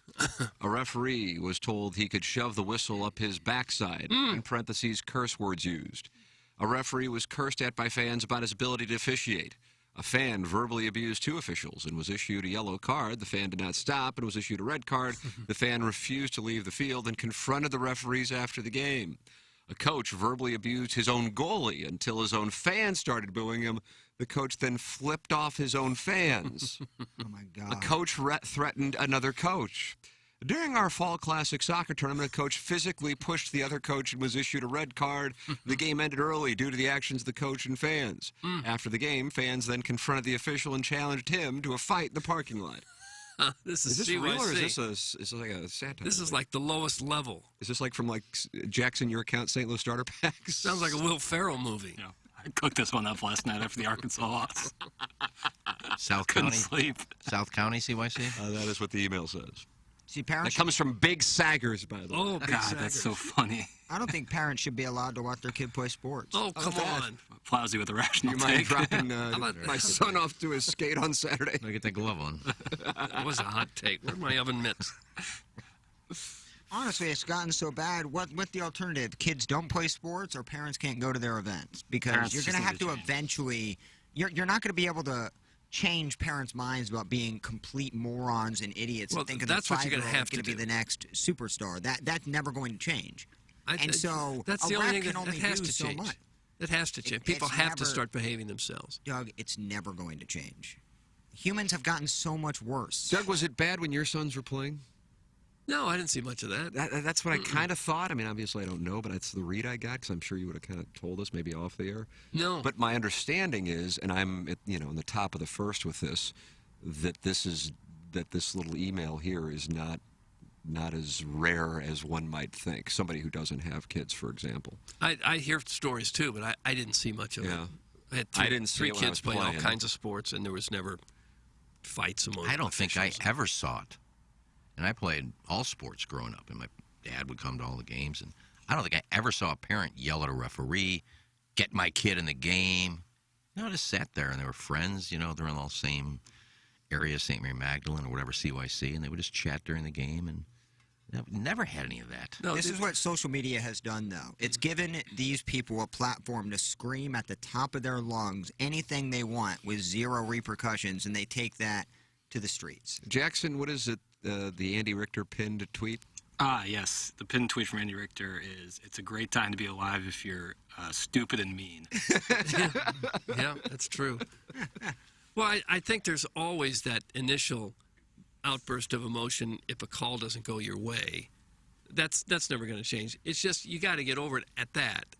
You can't keep it going and keep screaming about it and confront the official. It's okay to go, "Oh no, come on, Zebra, call them both ways." But then that's it. That's enough. Have you seen the umpire? It was a couple months ago. One of the team's fans were just grilling him and grilling him. And you could tell the dude was like 20 years old. He already has a full-time job and kind of doing this for fun. He finally takes off his mask and goes, "You know what? Game's over." It was like the third inning. He goes, "I'm Yeah. going home. See you guys. That's what Anybody they're wanna gonna get have on to it? do. I'm going home later." Yeah. And just absolutely walked off the field. And that'll shut you up real quick.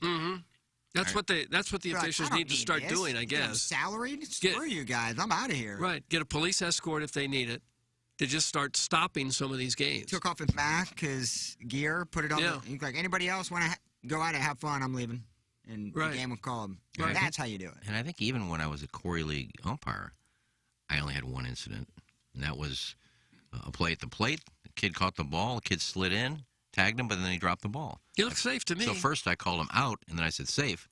And some guy in the stands come in. You called him safe. You called him out. You called him out. And I said, yeah, but he dropped the ball.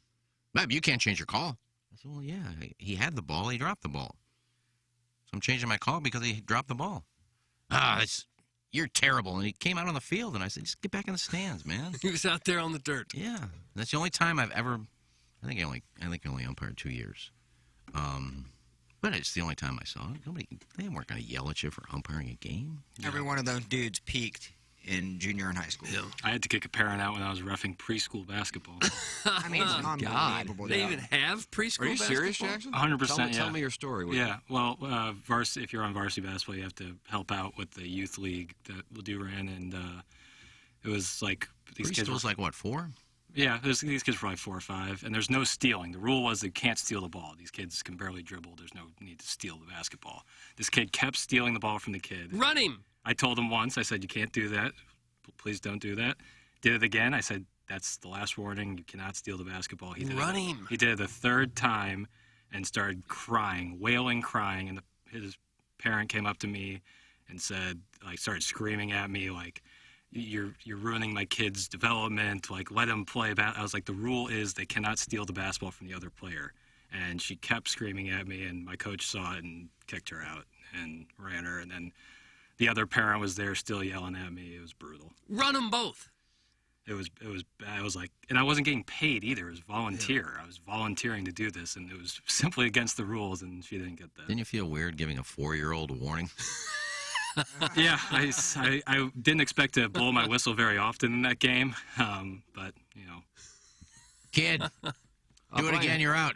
I got Brian to change my diaper. Brian Henson usually is covering the Colts, and the Jeff Saturday era might be coming to an end in Indianapolis. But here he says it's very common, especially at the high school level. It's so bad. I swear to God, there are adults who only go to those games to bitch at the refs. There are parents who care more about jawing the coaches than watching and cheering on their kids. It's embarrassing, pathetic, all of the negative things. They're killing youth in prep sports. That's from Brian Henson. Yeah. Oh, well, you guys gave great examples of where it didn't really happen as much even in my era. So that you're talking, 25 years ago, when I started playing like youth sports. But look at how many stories and how many videos are out there now. It's getting worse. So It's then, only going to my get worse. question is, that's what I was setting up the discussion, because I know I didn't experience it, didn't see it, but now it's talked about as this epidemic, and any time we talk about it, whether it be here or Jackson, we've talked about it a little bit on 101 ESPN. Immediately, both this text inbox, that text inbox, we get flooded with texts about this. So my question would be, and I realize we don't necessarily have the answer, what has changed? Well, I gave I think I'm still in my. I don't think this is the number one reason. Social media and just absolutely being able to hate on anybody, say anything you want, zero repercussions, and you take all of that anger, all of that crap, and you just go to the field or the court and just continue it as if you are more important and you're above everybody else. Doug, I also think it has to do with, back when you and I played CYC ball or Core League ball. That's all we did. And we got to a certain age, you'd play Legion ball. But now, I mean, there's, you get on the elite teams and you travel all around the country. And if a parent sees their kid, thinks he's safe, he's out, didn't get a strike call, that kid may be going to the next level. And they get more invested in their kid, thinking they're going to be some superstar in the MLB. Yeah. And they just get more invested and start yelling. I think that has a lot to do with it, too. Yeah, I think the specialization in sports now where kids don't necessarily play 3 sports in 3 different seasons. They play one sport all year round. So that's a heavy investment from a parent's side. And, that's kind of the kid's life at that point. If you're playing year-round hockey, baseball, basketball, whatever it is, it's basically becomes your whole life. Kids get burned out that way. Yeah, Because of the God, that's when I started specialization. hating playing baseball, when I was playing, you play Slaba? St. Louis Amateur Baseball Yeah. Association? I did. My son did. They didn't have Okay. Slabo. And we had like 60 games or something in the summer. This Yeah. is no fun, man. Because it's too much. Oh, I would have loved it. You would have loved I it? could have played the doubleheader every night. Yeah, I don't know. At that point, I'm like, this isn't what I want to be doing. And I can't imagine being 5 or 6, but maybe people like, hey, to each their own. God bless. I think some of it is, too, it used to be the parents were the center of the family. And now I think it's changed where the kids are the center of the family and the parents want everything for their kids. My kid can do no wrong. You see it just in school where a kid gets in trouble and the parent goes and it's always the teacher's fault. It's never the kid's fault. And that's carried over to sports as well. That how dare you tell my kid What do you no? think's caused that transition then? I don't know what caused that. I don't know. But you definitely see it. It's definitely there. Yeah, my dad, who's a public educator for years, many, many years, says the same thing. It's no longer on the kids anymore. It's on the teachers. Yeah. Does he have any theory as to why, if he's seen this happen? He's texting me right now, so I'll ask him. Maybe Yeah, everybody Jeff wants to come on the program. That'd Joining be us wonderful. now, Jeff Burkett. That'd be wonderful. Yeah, it would be. Everybody sues. Everybody comes out with stories, so you can't punish because now you're looking like you're, whatever the punishment may be. You can't punish kids anymore. It just Right. you look like And that's an ruined evil behavior, person, and yeah. it's absolutely ruined. It's Kids need discipline. I think they actually want it. They want to know what the limits are. And when there are no limits, you got chaos. The officiating thing has gotten so bad in high school football that there's not enough officials anymore to go around that they can all play on Friday night. They have to play on different nights of the week now because there's only so many officials out there. and you don't see a lot of young ones out there. Have you noticed, like when you're Yeah. Oh, no, Like- no one wants a part of that. Yeah, so there's not like that new resurgence of young referees that are going to kind of be understanding in Yeah. 10 years after that and do a 30, 40-year career and just do it like how, guys have done it now. I wonder if another No factor way. might be when you watch sports on TV, if there's a horrible call, they reverse it. And then you go out to the sandlot, a high school game, or any other amateur sports, there's no reversing. You just have to live with the call, even if it was horrendous, and you lose a game that you might not otherwise have lost. Again, your kid's 8 years old, so who cares? Yeah, well, this goes all the way up into high school when your kid's 18 years old, too. I mean, you need to have a former athlete come to every single youth event and get all the kids around, all the parents, and go, look, there is not one professional athlete here. Let's just all have fun. Let's, call a great game. I understand if you're upset about a call, we understand. Just keep it between yourselves. But your kid is not going to be a professional athlete. He is not going to get drafted. We're getting a lot of texts who are on board with the Plowhawks social media theory. I'm telling you, man, once people get a voice and think they actually get a couple likes on Twitter for their rants about this or that, Yeah. they feel empowered. They go there and just want to be the center of attention. I like to see a Jackson video teeing up a 4-year-old. That would be. Do we have video of that, Jack? I wish. My pop's on hold if he was. He has a.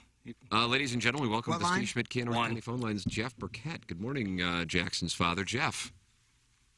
Good morning, everyone. Glad to be able to jump on here and be ready to take the heat I'll get later. Well, wonderful. What have you seen change in any theories you may have as to why these changes have taken place? Well, for me, things began to turn whenever we became available as educators 24 hours a day. When we started to, when email came around and a teacher could email us anything at any point of the day, and we were expected to be or are expected to be on call 24 hours a day. And it's something you always say, Tim, the keyboard mafia. It's interesting that people will email you something, but they won't say it to your face. For instance, I would receive bad emails as a principal crabbing about one of my teachers. So instead of emailing back, I pick up the phone, I call them. I already know where this is and going. and they say, "Oh, Mr. B, I was mad when I sent that. I really didn't mean that." It's a whole different story whenever you talk to them in person or on the phone than when you're exchanging emails. And I used to tell teachers all the time, do not email back, pick up the phone and call back because you can never read tone. So that changed a lot for me. The other thing that changed was when grades became available immediately to parents through what we call the parent portal. You can jump online and see what your student got on the test. And there were oftentimes I would get complaints from parents. We get a phone call or an email saying, "Why isn't my social studies grade up for my kid yet? He took the test first period. It's now noon." Well, ma'am, he's an 8th grade social studies teacher. He has over 150 tests to grade. he hasn't graded any of them yet because he has to proctor the test. So all of that stuff seemed to change whenever our access became more available. And I'll end it with this. Like when Doug and I and Iggy were youngsters, we would see the Cardinals play on TV maybe, 20 times a year. Now we have sports 24 hours a day. Every game's on TV, and we see coaches and players arguing with umpires, yelling at coaches, and it just becomes the norm. And I shouldn't speak. When Jackson was in 8th grade, down at Doug's alma mater playing an 8th grade game. Oh, bet you took a whooping there. Of course we did. Yeah. No. What happened was my older son was the 8th grade coach, and one of his assistant coaches or dads who was on the bench keeping score yelled at the referee, and the referee said, "I'm not hearing anything." So he gave the bench a warning. Next time down the floor, the scorekeeper yelled again. Boom, technical foul. And the rule was the coach was eliminated. So my son got thrown out of the game. I said, "Hey, nobody's here to watch you referee this game." He goes, "You're out of the game, too." Oh, no. Everybody's going. Call it both ways, Zebra. The whole family. So there is my son Jesse and I standing out in the hallway looking through a little window watching the game, embarrassed as we could be. So I shouldn't say too much, I suppose. Well, I've always thought, as a referee, you have to allow that initial burst of emotion. Correct. You have to allow that. With ya. But if it keeps going on and on and on, then you can do something about it. Personal shots, you're done. You cannot allow those to No. continue. You have to eliminate that immediately. Yeah. The good referees, when I was a high school basketball coach, if they knew it was a close call, they would come stand right in front of you while the game's going on and let you bark in their ear a little bit. Now you've got your emotion out. Nobody knows it. Yeah. You're not yelling at them, and we go on with the play. That's what the good referees would do, and I really appreciated those guys. Yeah. There are some great ones out there. I don't know how they deal with what they do, but Good knowledge. I Thank agree you. with- Thank you for calling in, Jeff, and sharing these experiences. Helpful. I think the audience has enjoyed it as well, which is very rare, Doug. When we take yeah, a phone they call, don't like usually much of what we you do. would be instructed to Good people. head to a bridge, but Drink in this bleach. case, people have enjoyed the information. So thank you so much.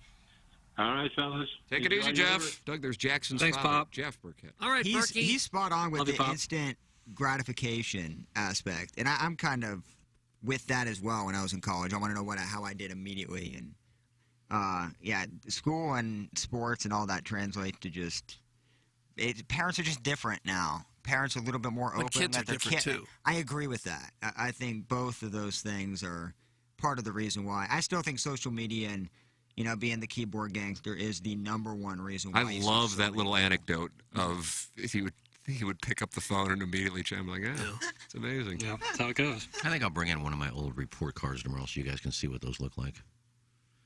I have an old report card from St. Mary Magdalene. Were they? And I think Sister Catherine Patricia signed it. Ah, there she is, loyal texter. Got her autograph. Was it like just how big were It was these? like- They used to come in a sleeve, like a Okay. half of a manila envelope with a little sleeve. We kind of had that very similar in grade school, and I think in high school we ended up getting like computers to tell you what your grade is. Boy, that was a nervous moment when you pulled that report card out of that envelope. What about when the teacher smokes. calls you out after class and she gets out the grade book? Like the green, almost like an Excel spreadsheet, but like just on paper. Oh, that was brutal. And you see all the red.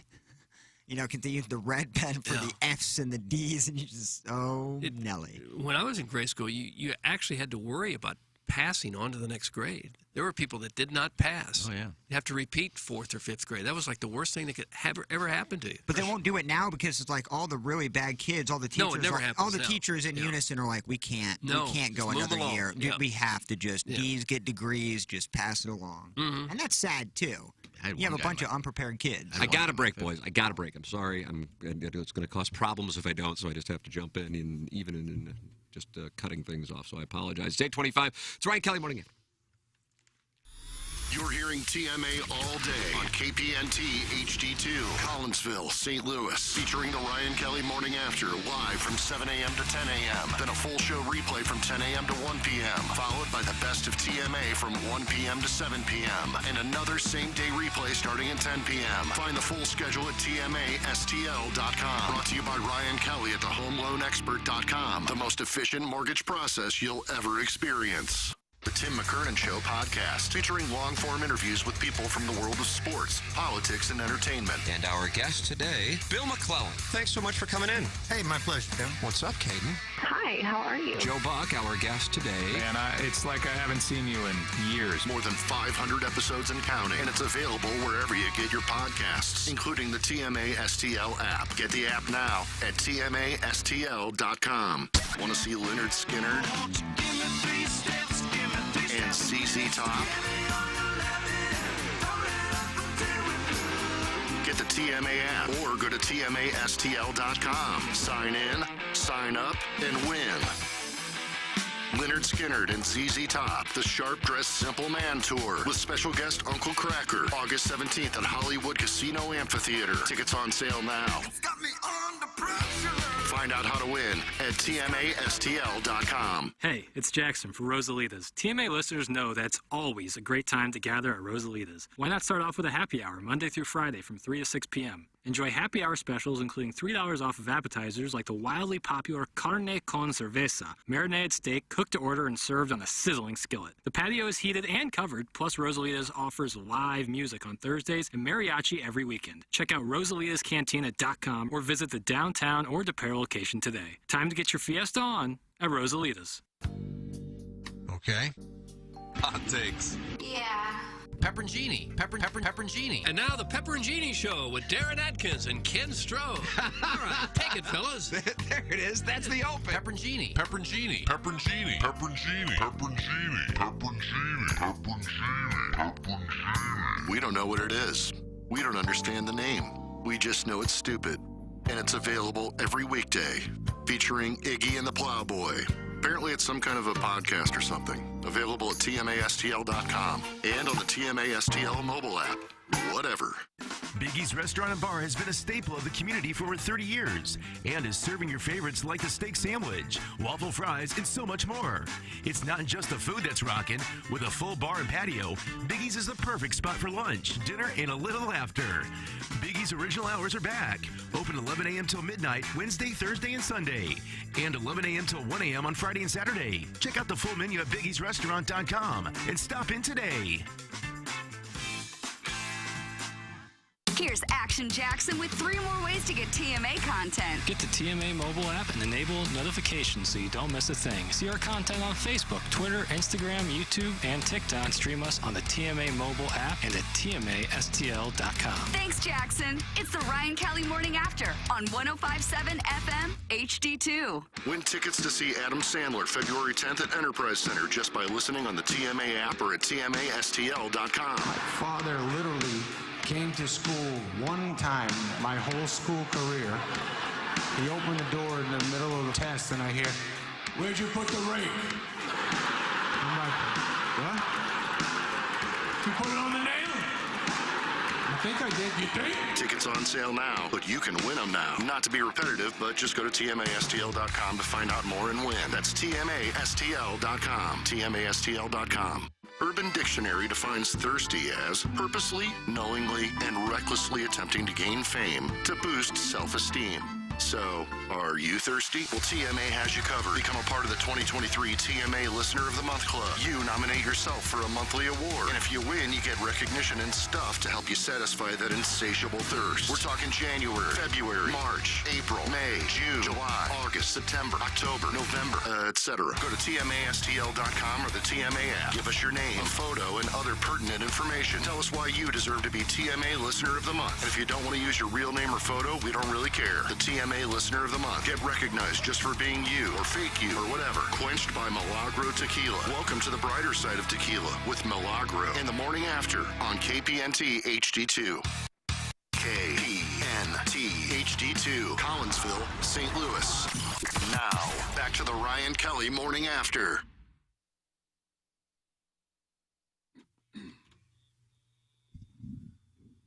It'll be playing at Enterprise. Doug, how enjoyable is Isn't this? this nice? I feel like I'm at the The bubble muted room, trumpet. Captiva. Yeah. It's Ryan Kelly Morning After, Appliance Discounters, 8 o'clock hour. Hello, friends. It's 8:32, but it doesn't matter. We're just now starting our 8 o'clock hour presented by the Appliance Discounters. I just got a dishwasher from the Appliance Discounters. And the Bradley family, if you're in the market for a new home appliance, I apologize. Our 8 a.m. sponsor, Appliance Discounters, has what you need. Shop major brands like GE. Appliance Discounters have drastically lower prices on installs, with select dishwashers being free. They also have huge GE cash rebates and holiday savings all month. It's Appliance Discounters online at theappliancediscounters.com. We're in the Michelob Ultra Studios. Michelob Ultra, 95 calories, 2.6 grams of carbohydrates, the sponsor of our golf tournaments coming up this year. Oh, it's going to be a ball striking festival coming up in 2023, presented by Michelob Ultra. Design Air is the sponsor of our email of the day, online at designairservice.com. It's Design Air Heating and Cooling. Seth Goldcamp and his staff will take great care of you, just like they take great care of me and Doug. We are very happy clients of Design Air Heating and Cooling, online at designairservice.com. It's 36 degrees in St. Louis today, and got temperatures for the most part in the 30s and 40s over the next week. And Doug, only one day of potential snow between now and next Saturday. How about that? Yeah, we had that one really horrible stretch, and that's been about it. Yeah. You can't complain too much. And Yeah. you start talking about Barch, and you start March. talking about sud dresses, and you start talking about free frozen trimming. Oh, gosh. Well, yeah. I want that to be the guess name of you my could. book. Free frozen trimming? Free frozen trimming. You hit your free froze, you get some trimming. That would be a good incentive. God, would it ever? Boy, if that were on the table. Okay. You'd be I just Rick Barry out there. Is he the best free throw shooter of all time? He's got one of the higher percent. Blake Ahern. Yeah, he's Oh, yeah. unbelievable. He would come to Ladue basketball camp because he's from the area, and we would have 150 kids screaming in his ear, 2 feet from him, whistles like crazy. He'd knock 10 free throws down with no issue. Unbelievable. Mental toughness right there. Yeah, still has the NCAA record. Get involved in the program by calling in. We've had 2 callers in 2023. The retired Air Marshal and Jeff Burkett, Jackson's dad. 636-9004-team. Kind of surprising that both the callers were male, too, isn't it? No, nearly all of the callers are male and will be all year, Tim. They have been every year since the program started. We have caller Ellen occasionally, once a month or so is about it. Other than that, there are no other female listeners. We had a unicorn. That's right. Like the Ohio Unicorn or whatever that was called? Yeah. That was like that's like a fever dream. I can barely remember what that was about or the context of it at all. Wasn't that a lady from South Carolina? I thought she was from Ohio. Yeah, I thought there was an Ohio tie of some kind. Like that's where she went for the for her session? Exactly. Well, we'll welcome ladies to call into the Steve Schmidt Kia North County phone lines. Email and Design Air Heating and Cooling email of the day. Text in Engineer Design Facilities text inbox. And work with the great James Carlton. My insurance agent is James Carlton. And he's also many of our listeners' insurance agents. Check out the Google reviews. You will see 305 five-star Google reviews when you go and Google James Carlton State Farm Insurance Agency. The service James and his team provides is second to none. James often can save you money. It's James Carlton with State Farm. Give James a call, 314-961-4800. That's 314-961-4800. Go online at carltoninsurance.net. Home, auto, life insurance. And James saves families with children under the age of 25 the most money on their insurance. It's James Carlton, Carlton State Farm Insurance Agency, 314-961-4800, or go online at carltoninsurance.net. Work with the guy I chose to work with, and I'm so happy that I did. That's James Carlton of the Carlton State Farm Insurance Agency, 314-961-4800. Doug, I know you love watching Shannon Sharp and Skip Bayless. I don't really watch the program. So Shannon Sharp didn't show up yesterday, Jackson? Tuesday, but he came back yesterday. Yes. Was there a reason he didn't show up Tuesday? He did not say why. Okay, but your theory was what? That he did not want to be involved after Skip Bayless tweeted what he tweeted That's exactly right. And That's what happened to you? No, that's what I'm saying. That's yeah, the only speculative. reason. Yeah.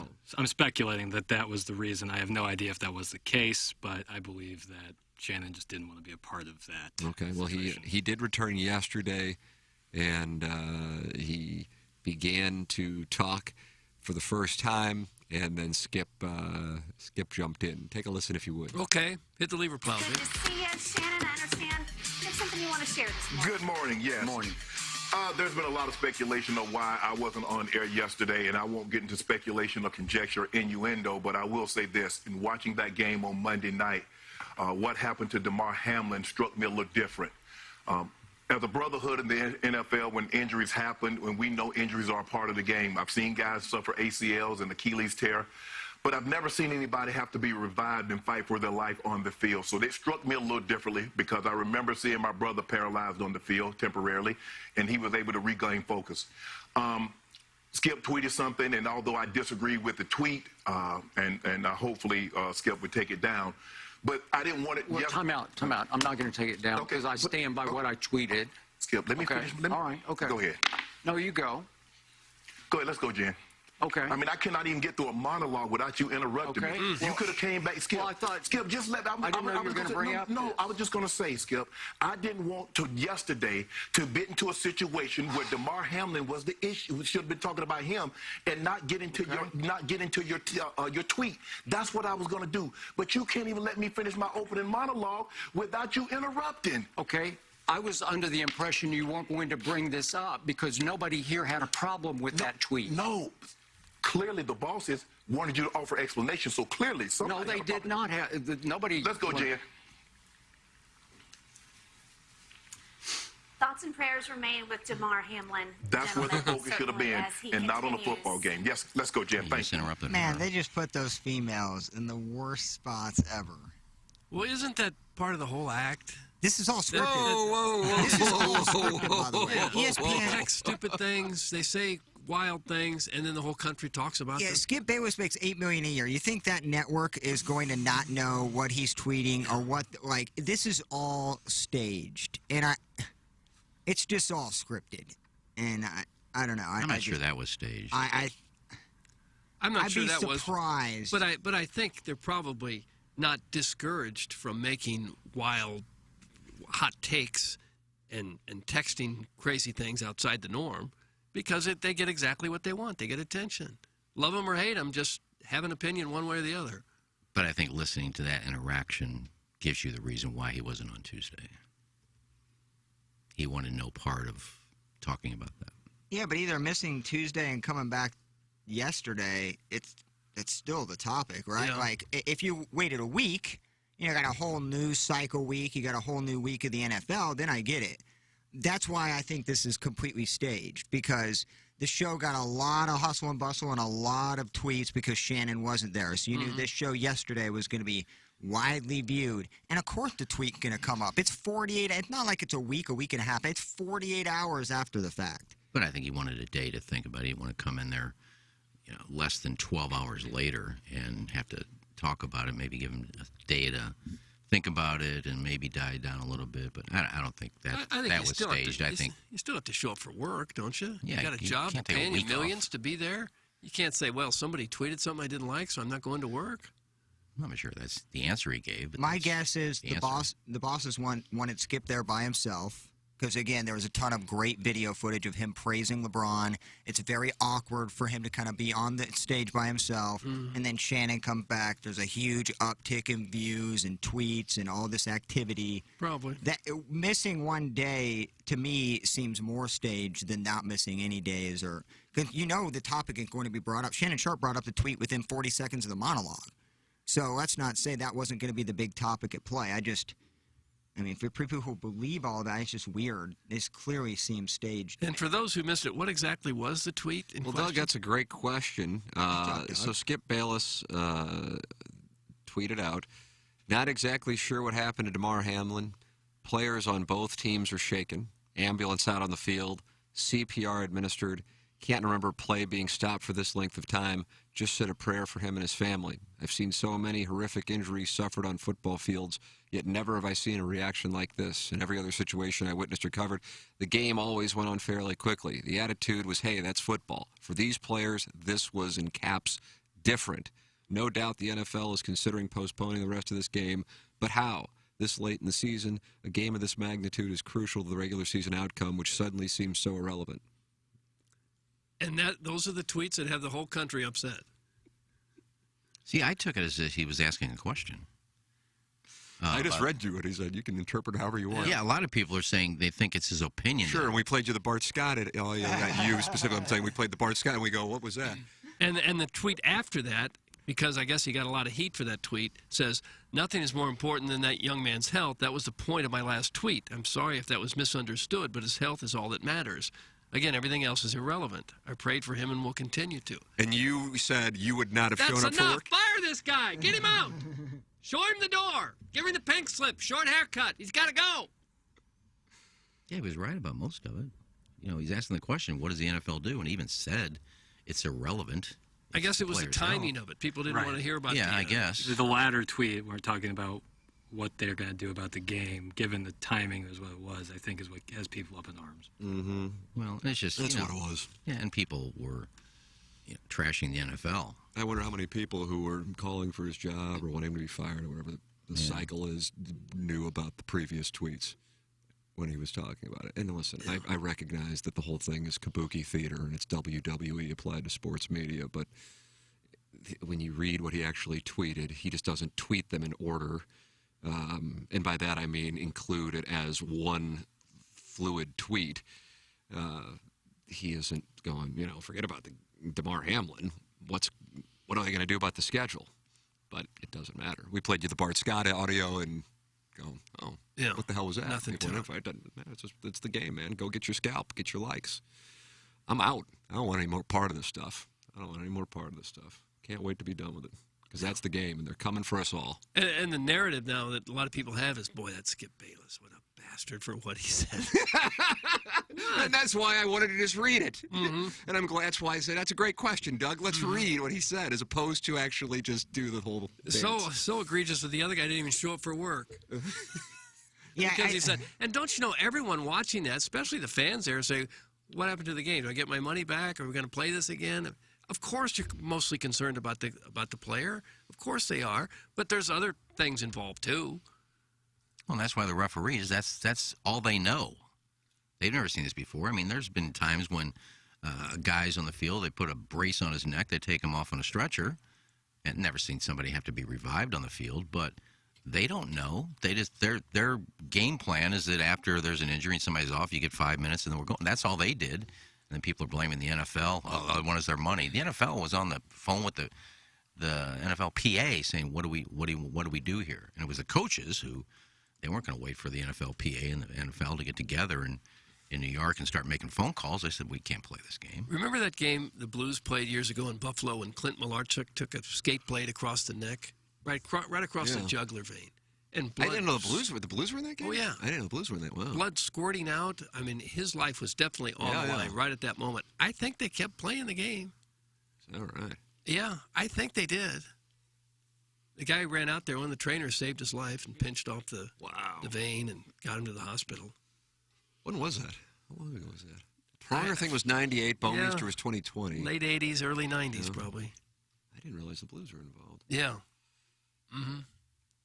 You couldn't believe what you were watching at the time. It's just like, oh, why? Is that really what I think it is? God, man.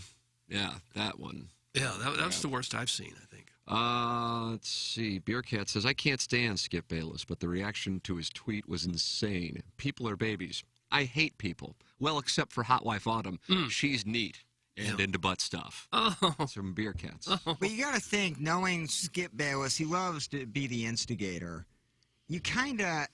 The tweet wasn't as bad looking back as people probably thought in real time. But he kind of probably knew the game plan when he sent that tweet. right? Like, I don't think he's oblivious to the fact that the reaction he was going to get. I think if he would have written everything he tweeted out in his notes app and did the screenshot of that and tweeted it out, as opposed to separate tweets. That's and the that issue. one. You're exactly right, Jackson. It's the separate tweet. So then the one tweet was isolated as opposed to what he was saying. Right. So I think, and then he skipped Bayless. Right. So that automatically comes with negative public relations equity. And so he is going to be, and I think also one of the elements of watching something like that, which is traumatic for people who have no tie to Damar Hamlin, the Buffalo Bills, the Cincinnati Bengals, and St. Louis. Obviously, the NFL isn't real popular as far as the manner with which they manage and are straightforward.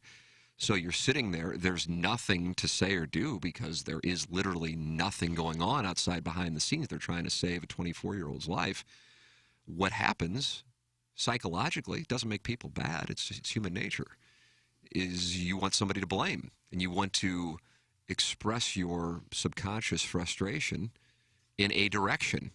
And you're in a bubble on social media, and we've got to blame somebody for it. Let's blame the NFL. Let's find somebody who tweeted something we don't like. Let's blame them. Let's bitch about the way that take your pick of whatever broadcaster handled it. And that's what wound up happening in some corners on Monday night. And by the way, I totally understand it. But I also think I'd be remiss if I didn't call attention to what my opinion is of this stuff. And it's just people getting what Skip Bayless said. And again, I have very little, I don't know the right word, not necessarily respect. It's Vince McMahon. It's theater. I don't go, God, these guys see what Vince McMahon said on Monday night? Holy crap. He's acting. However, in this case, he was being sincere, and the way in which it was represented was just a case of a guy who didn't tweet it in the proper order. Well, in one fluid tweet. If it would have been 1/3, it would have been received differently. But again, he's unpopular, and so this is a place that we can direct our anger or our frustration for what is going on towards a person who's unpopular, because it's a safe play to do while we're sitting here wondering what's going to happen. Did this guy die on the field? So that's what I think wound up happening. And then you have the next day, Bart Scott. And then we play the Bart Scott audio, and you go, what the hell? Do we play the right audio? Because there was really nothing that Bart Scott said that was... And then it just becomes a narrative. Mm-hmm. And then I think it just becomes gasoline on the fire on social media, because those are the stories that are covered. And I realize you can go, well, what double standard you have here, because you're talking about it. But what I'm trying to do is call attention to this stuff and essentially unlearn what is becoming dogma. And the dogma is we pile on people because of social media, which goes back to our 7/8 o'clock hour discussion, in which the Plowhawk, I think, in a valid way, brought up that social media is playing a role in the behavior we're seeing with parents and officials. It's got to be somebody's fault. It's got to be somebody I can blame. In reality, it was an incredibly unfortunate, which doesn't even seem like a strong enough word, what happened. It's not T. Higgins' fault. It's not the NFL's fault. Don't like the NFL as far as the way they handled the St. Louis situation. And I certainly think it is, white-collar cartel. But at the same time, I don't think that anybody, including T. Higgins, manipulated the situation. So sometimes things just are incredibly sad and unfortunate. Yeah, there are hits like that. Almost every game you want to watch is a hit like that. And I'd rather see the good tweets, like I saw yesterday, that Damar Hamlin's signs are improving. They're very optimistic about his direction as far as getting better. And then the tweet that I don't think anybody knew about, I think a reporter put it out there, that Joe Burrow and the captains from Cincinnati went over to the Buffalo locker room to make sure they were okay. Anything we can do for you, we're here for you guys. Those are the ones I want to see. People found his toy drive charity, and it's up at like $3.7 million. I think it's over $5 million. Yeah, that's incredible. $6 million. $6 million? Yeah. Wow, that's unbelievable. And that was, I saw that like at 7 o'clock last night. So by now, I feel like my information could be. That's a lot of toys. And his goal is 2,500. So it's incredible. Yeah, I think it was at like 1.2 million. His goal when he originally made the charity, I should Yeah, say. and like years ago. They've raised almost $6 million. No, I think it was 120,000. Oh, was it? Yeah, I was that. It was 120,000 was the goal originally. No, I think the goal is 2,500. Oh, yeah. When they originally made the Yeah. charity. And so, Iggy, along the lines of what you're saying with regards to tweets, what you've really actually seen over the course of the last 48 to 72 hours has been a number of either selfless gestures when you talk about people just donating money who had no idea who DeMar Hamlin was up until that moment. A coach, in the case of Zach Taylor, doing what I think was, in a sense, sacrificial, even though he just like, this is the right thing. I got to go walk over and talk to this other coach. There's a New York Post article that I'll read momentarily about what went on in that conversation between him and Sean McDermott. Fans in Cincinnati who paid money for a game that was one of the biggest games of the year. You know, this happened in one of the biggest games of the year. That could have been an AFC championship preview. Those two teams are incredibly entertaining. They paid money. I'm sure a lot of people circled that. It was the holidays. People traveled, and yet there was incredible support. People were outside the hospital just to offer some semblance of support.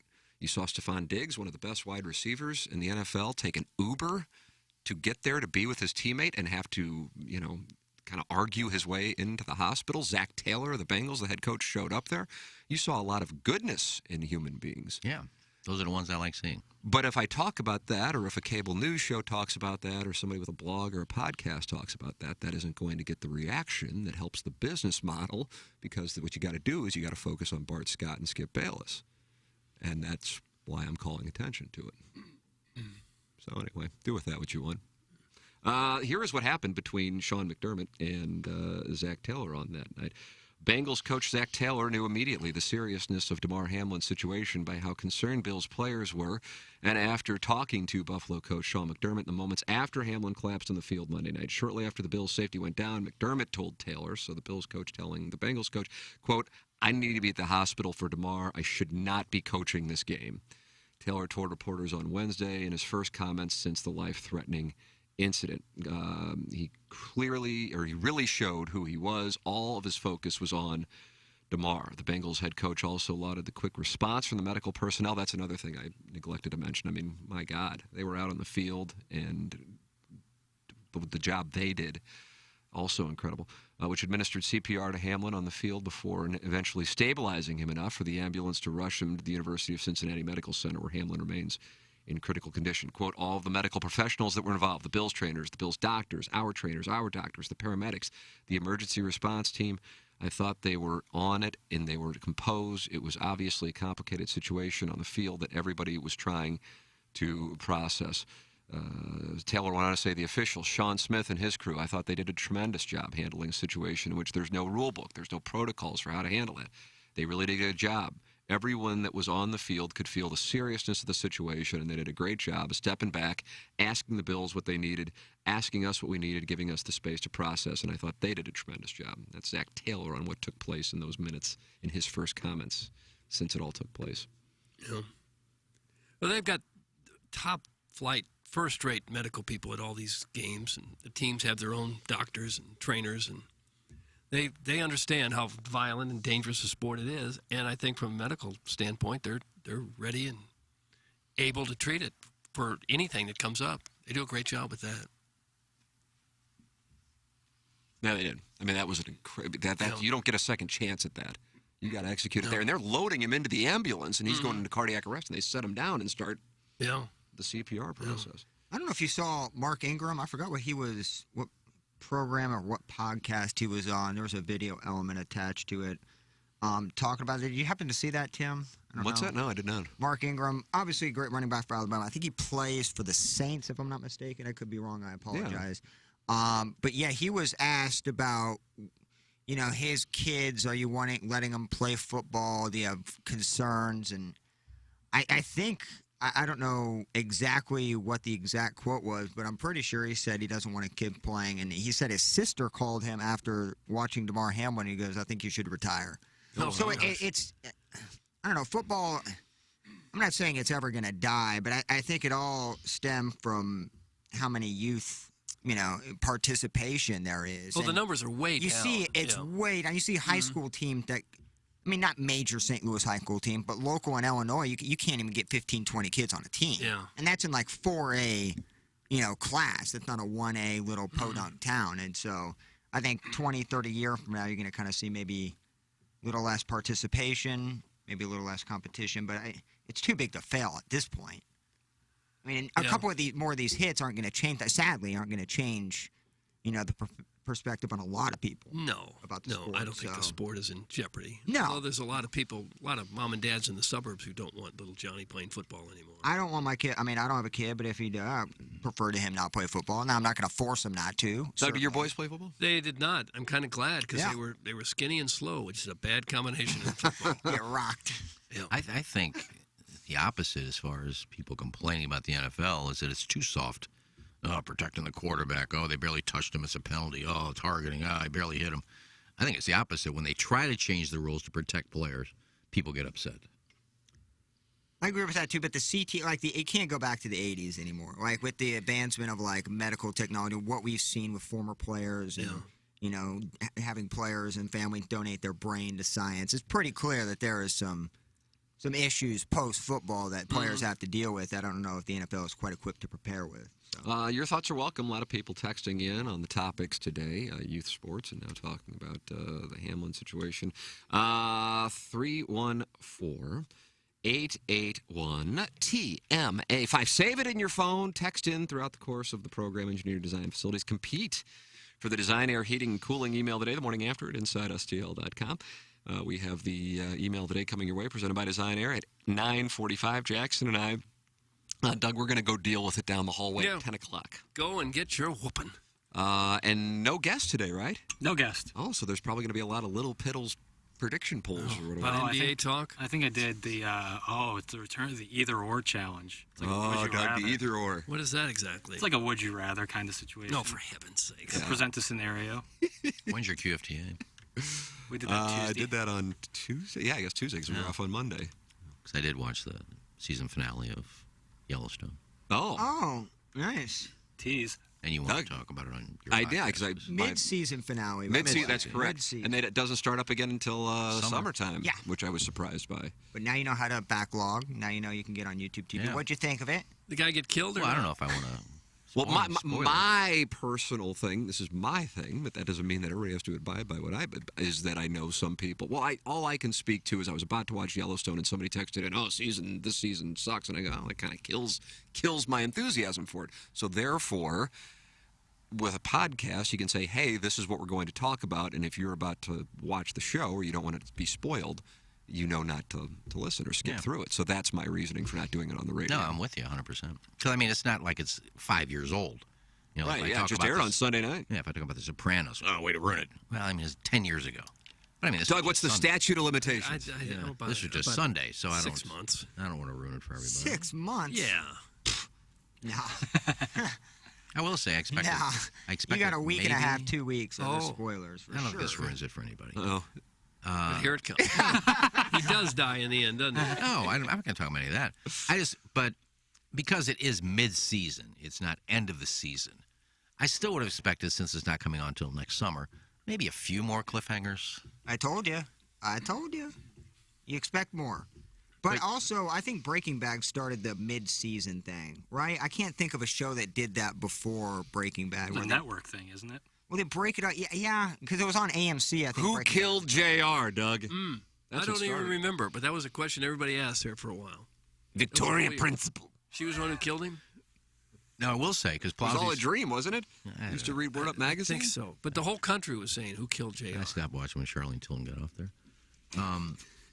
She do any frontal? No, that's why she got No, off. this was on ABC, I believe. I think she showed her boobs in an early movie. Oh, did she? But Plowsy was talking about get ready for the music festivals. As I was watching it last night, and there were a couple, I thought of Jessie Kiowski. Because, you know, she's not only our promotions director, but she's also promotions director for WIL. She's great people. I think we should do WIL presents a concert, The Bands of Yellowstone. The bands of Yellowstone. See, and they are good. Reach out to those 3 or 4 bands that played. I'm sure they're not that expensive because they're not really well known, but they're good bands. There are some significant artists. I think Wait, Remy- they just Were had they? they just had one of them at the From Jingle Yellowstone? Fest? yeah Jingle Fest. Was it Remy Wilson? Wait, who the Remy's female? the gentleman who hosts the show. No. Band from Yellowstone? Well, which band are you talking about? I don't know. There were only 3 that I saw that up on stage. I didn't wait for the credits to see who they were, but I don't know. This all started when the cowboy with the white hat who played guitar, his music got popular on Spotify from it, and I think the show goes, well, we can add a couple more, niche performers and create them in characters and embed their Well, I could music just in be there. just and stupid. They could be 3 major bands that I've never heard I've of. never heard of them. Lainey Wilson. Lainey Which one was Lainey she? Wilson. She the one that had the love affair? She's Yeah. the one that's currently with I can't remember what it is, but one of the guys. What do you call it in the bunkhouse? That's what like Is that she's the one in Yeah. making out with the She's cowboy? a big star Correct. now. Yeah, she is Yeah, that's huge. what I'm saying. now. I didn't She was know at that. Jingle Fest. I didn't know that. She's huge now. And Oh, so much Jesse for just my texted me. Lainey Wilson was the Jingle. No, so much for my idea. That's poor Jesse. So there it is. I'm She not had a big wonderful country music idea, person. and they actually agree with it. They just already have done They it. just already late. did it. You're late. Okay. I'm not a big Ryan country. Bingham. You have Garth If Brooks I'm not on there. mistaken, We should Prod bring him Joe in. is a huge Ryan Bingham guy. That- Ryan that- Bingham is in the show. Yeah, he's good. They- Who's he He playing? is good. What is his name in the show? God, Walker, it geez. says. Walker, that's right. Thank you, Excellent. thank you. Shane Smith and the Saints. Yeah, Shane Smith and the Saints have been on there. God, let's see. But Iggy, you did My it is nurse. a lot of music, and it's not bad music at all. And I'm not complaining about it, but it was surprising how much It's a of musical. the show is more. If I would have watched, music, Uncle Lucius, Whiskey Myers. Whiskey those are a couple Myers. more. Yeah. if I would have watched Yellowstone before Jingle Fest, I would have went to Jingle Fest Would you? because she's really phenomenal. just to maybe meet her. I'm Her sure. voice. I was just going to go to Jingle Fest just to hang out and have some libations Yeah. with everybody. I'm sure Me Jesse. and Anne could- Marie were talking about it. Yeah, Jesse said, hey, if you guys want to come out, come out. Yeah, I'm sure Jesse could have gotten me backstage to meet her. Oh, I don't know about that now. Next thing you know, Iggy's One in thing to have tickets in the season nosebleeds. finale. I want to Another be to in be- season 6. I want to be like one of the bunkhouse guys. Iggy in a You're going to be in the bunkhouse. bunkhouse, you and Lloyd. Lloyd, I'm 56. You're 100. How will they react when you say you won't move? That or Well, that hey, would be it. I'd You be suspend that policy. I'd just be laying in bed. I need to sleep. Everybody get out of the bunkhouse. I can't sleep with anybody in the room. I would You probably. kind of shared a bunkhouse with Joe Roderick in Florida. Yeah. Yeah, I'd like to be one of the cowboys. There's a few in there really have no. You think you lines. could hack it on the range? A couple of them just ride around on horses. They don't really talk. When do they eat? I know they have Doug, gator. when do they eat in the bunkhouse? Well, when Cookie says food's ready at the chuck wagon. See, Gator is my favorite character. I love the name Gator for I the love cook. the name Gator, and I love how he's just ready to prepare anything and everything at any possible He time. cooked It's unbelievable. dove. And then the vegan chick didn't like that. They don't eat it.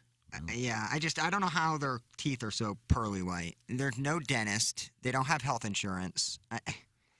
They're I actors. just don't get it. It's a They TV eat show. jerky. I just I John can't. Denton takes care of all their medical bills. When do any He of them keeps go in taking care of town the- for dentistry? John Not Denton? one of them had gone to the dentist, and they all have pearls. Would make for a He paid for everybody's house. make for a weird episode though. If today all the boys in the bunkhouse are going to get their teeth cleaned. Look, not even an look. Bottle episode. I'm not going as far as saying have a scene inside the dentist office to where, Okay.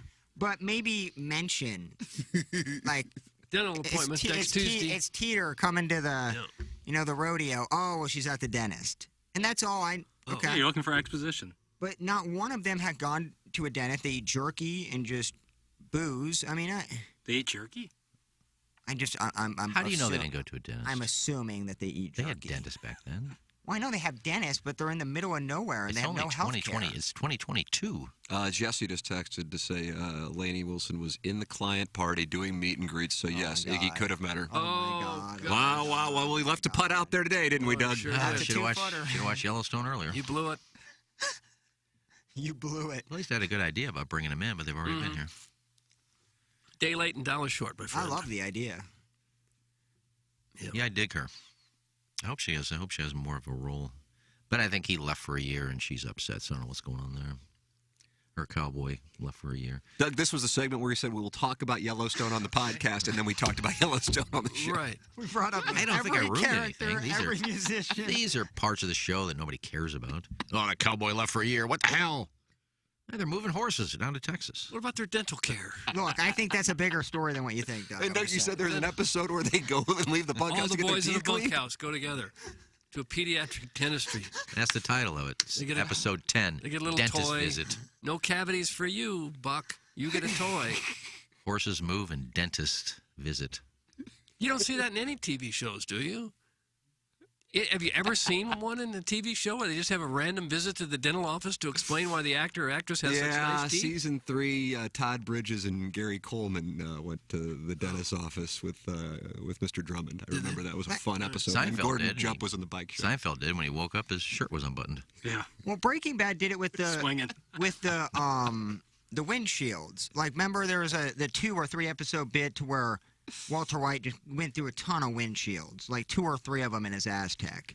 But it shows every scene when he gets a new one, the blue trim, the tape. It just got so that explains it without explaining it. That hey, we realized in the last episode that he had a broken windshield. Here is it fixed? And Continuity. I don't know. Good morning, guys. There's a music festival featuring all the Yellowstone musicians in Whitefish, Montana that is already sold out this summer. It's called Under the Big Sky Festival. Oh. Look at Iggy. They took your idea. Again, ideas that I come up with, people steal it, and look what happens. But if you want to go to Under the Big Sky, just watch season 5. Oh, you and hear then it anyway. you have the concert there in hand. This Iggy's a heck of an impresario. I will say I knew nothing about these bands before I came up with that idea, because I'm not a country guy. They just look like some people you got off the street to come play in John Denton's barbecue. John Denton? Denton. Isn't that his name? Dutton. Dutton. I don't even watch the show. when I John watch Denton that. was a guest of ours on Balloon Party a few weeks ago Oh. talking about the winter meeting. We can get him. We can get John him. in Dutton, this. I'm sorry. Yeah, it was just his barbecue. I didn't look like some guys that pull off the street. Fuelsy says the show takes place in modern America. Boots. They had dentists back then. Never, and I mean never changed. That's from Fuelsy. I was going I to didn't ask, say when's the back show? then. I said it's 2022 on the show. They have dentists. Guys, my favorite Facts of Life episode was when Mrs. Garrett got a pap smear. Oh. It's a classic. That's from Arbor Day. Oh, where are the girls? Girls. They're not moving horses. They're moving cows, you bag of orange pulp. And quit Oh. giving stuff away. That's from Herb's They had to move all their horses, too. They weren't going horseback to Texas. You guys What are we- spoiled the dentist episode. What are we giving away? They had a barbecue? I mean, come on. Wouldn't you have a barbecue every night if you were rustling cattle? I would think so, wouldn't you? Again, with Just the dentist. kill one of them and you're eating for a month. Can you imagine eating a ribeye every day? Just Yeah. Yeah. you Imagine the gotta go to cholesterol level. Whoop. You're about gonna the have to go to the Atkins diet. cardiologist. No one's ever been to the That'll be another cardiologist. episode. The Look, I entire don't- season are medical visits. Look, I've never lived on a ranch, but I didn't know you had a huge party when you're branding your cows. Who's going to sit around and watch Spoiler. It's just a TV show. Iggy would make the bunkhouse pretty uncomfortable whenever he's beating off feverishly at the shared computer. Also, Oh. Rip would take Iggy out to the train station after a couple days of Iggy not showing up to work on time because of his smoke breaks. That's from Scott's Wrinkled Nutsack. Yeah, I'd end up on a pile of bodies in Wyoming. I think it'd be funny, like at the bunkhouse, you got in the TV show, you have Iggy's bunk, and there's that Dillium fleshlight with that Oh, yeah, suction that'd look cup nice in the right bunkhouse. at the end. There's a couple of posters of girls in there. I could put my Dillian poster up there. Guys, don't spoil the Sinbad cameo in Yellowstone. Thanks. Hunchback of Von Cass. There haven't been any cameos. They really have. Other than the country acts, which I didn't know they were big-time country acts. There hasn't really been a big star that has come on and had a cameo on there. Well, yeah, you're right. The musicians, the cameos. Do you know Yeah, the but I know they creator were. of all these shows? You know, Sheridan. He has bit parts in the show as well. Yeah, doesn't he does. Wasn't he the winning cowboy that won everything? Doug, was he the winning Yeah, and cowboy? he No, I the don't winning watch it. Cowboy, Dak the rich Prescott. guy that starts out had the gator seat that took Jimmy to Texas, but he actually owns part of the Sixes Ranch in real life. I didn't know that either. That's correct. Isn't I that love a crazy? good cameo. Wasn't me he too. in what other show? He was a sheriff in another show, wasn't he? Yeah, I forgot. I know exactly what you're talking about. I think it was Andy Sons of Griffith? Anarchy. Citizen's Thank you, Arrest. thank you, Citizen's yes, it Arrest. was. I thought He that was Jim young Neighbors. sheriff Kyle. after he Yeah, took and over. Sons of Homer. Anarchy, wasn't he? Okay.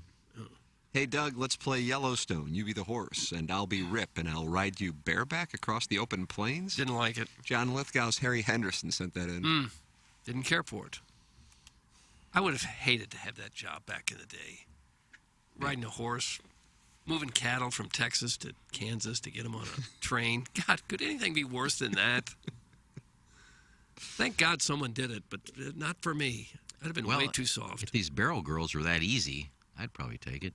These barrel girls, as soon as I see a cowboy, hi, cowboy, want to make out with me? You think that's what it was all about? They're pretty easy. You think as they're riding all these cattle, they're moving them. You think there's girls all along the trail saying, "Hey, howdy, cowboy, new in town." That off. Probably got 2 pair of underpants. It is on this show. Guys, thank God we watched episodes 5 and 6 last night so Ken couldn't ruin them this morning. Stop telling people about the doves and brandings. Do what we all would have expected, which is to awkwardly fawn over Lainey Wilson. That's from Carlos Spicer. Look, No, the you show still got is 7 and 8, buddy, so I got time to ruin it. the show can't be that great if the spoilers are Gator is cooking dove and there's a big cookout on the Yellowstone Ranch. If those are the spoilers, we have a big problem going in the second part of season 5.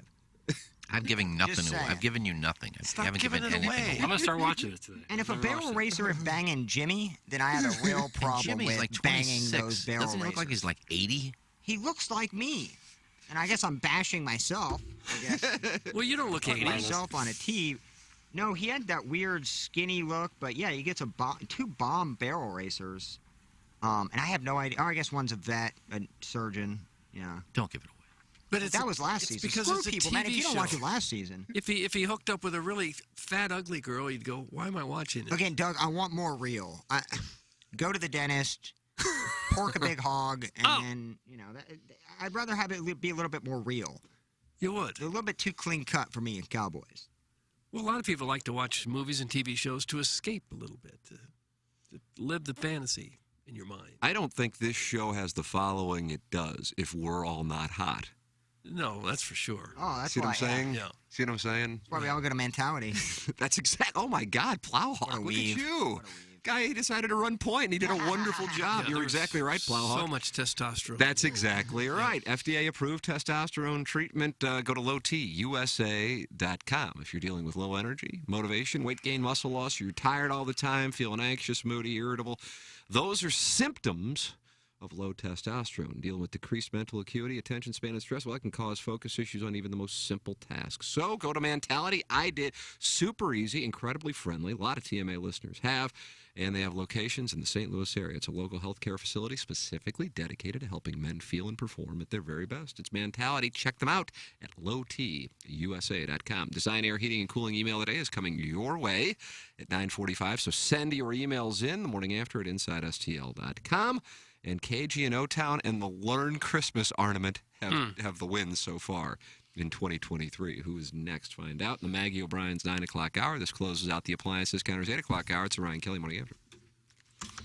Nothing says barbecue like Naven's Barbecue. Whether it's lunch, dinner, or a family gathering, Naven's Barbecue has an extensive menu for any palate. From slow-smoked Texas-style brisket to award-winning smoked chicken wings. All Naven's Barbecue is wood-smoked, and all their meat is from local and regional farmers. Follow them on Instagram and Facebook for daily specials and holiday meal packages. Stop by their location at the intersection of Grand and Arsenal in South City today for the best barbecue in the STL.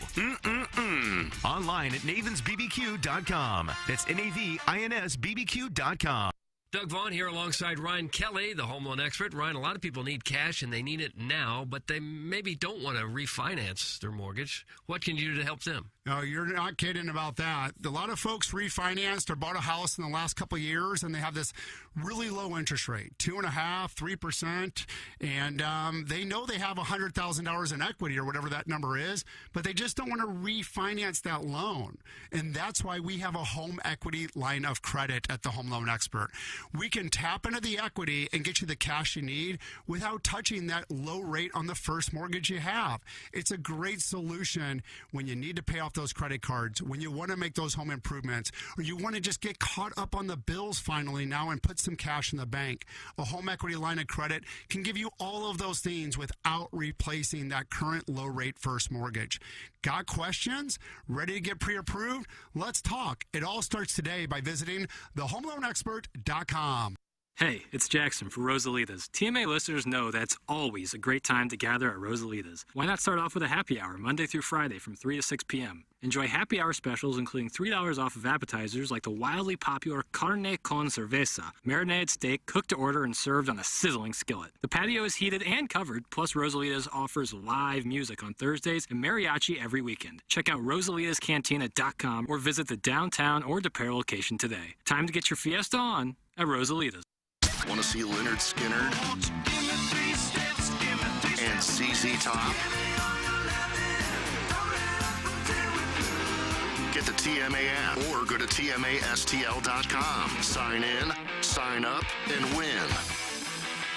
Leonard Skinner and ZZ Top, the Sharp Dressed Simple Man Tour with special guest Uncle Cracker, August 17th at Hollywood Casino Amphitheater. Tickets on sale now.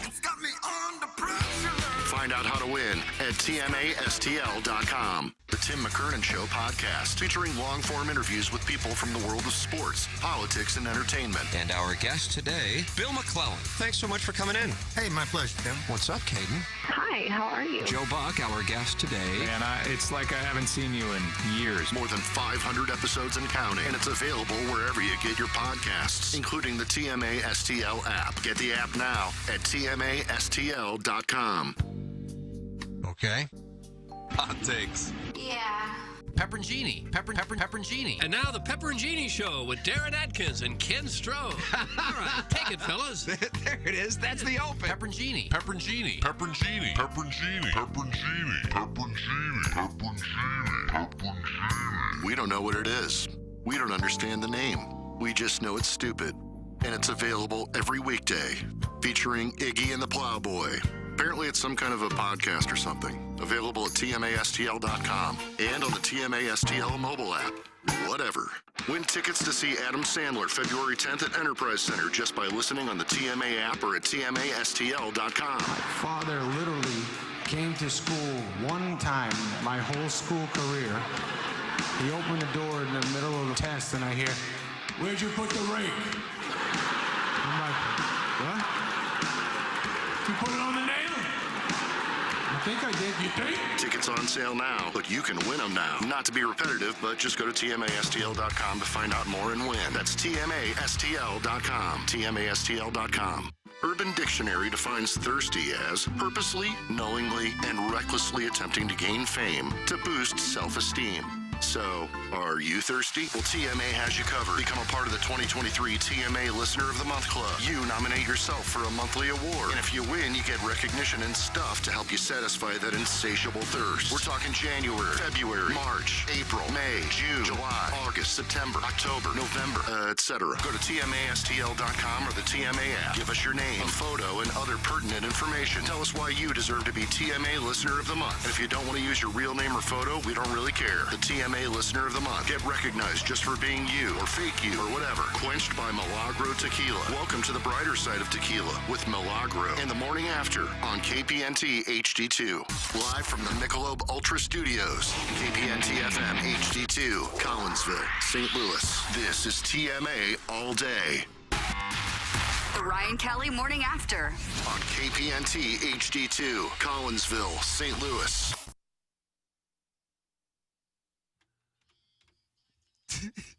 This isn't the real one.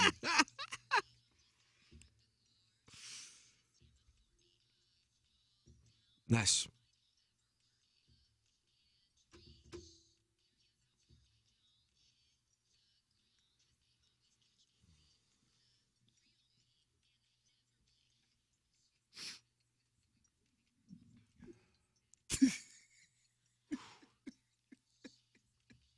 Is this a new one or same thing we've been hearing? Crap we listened to.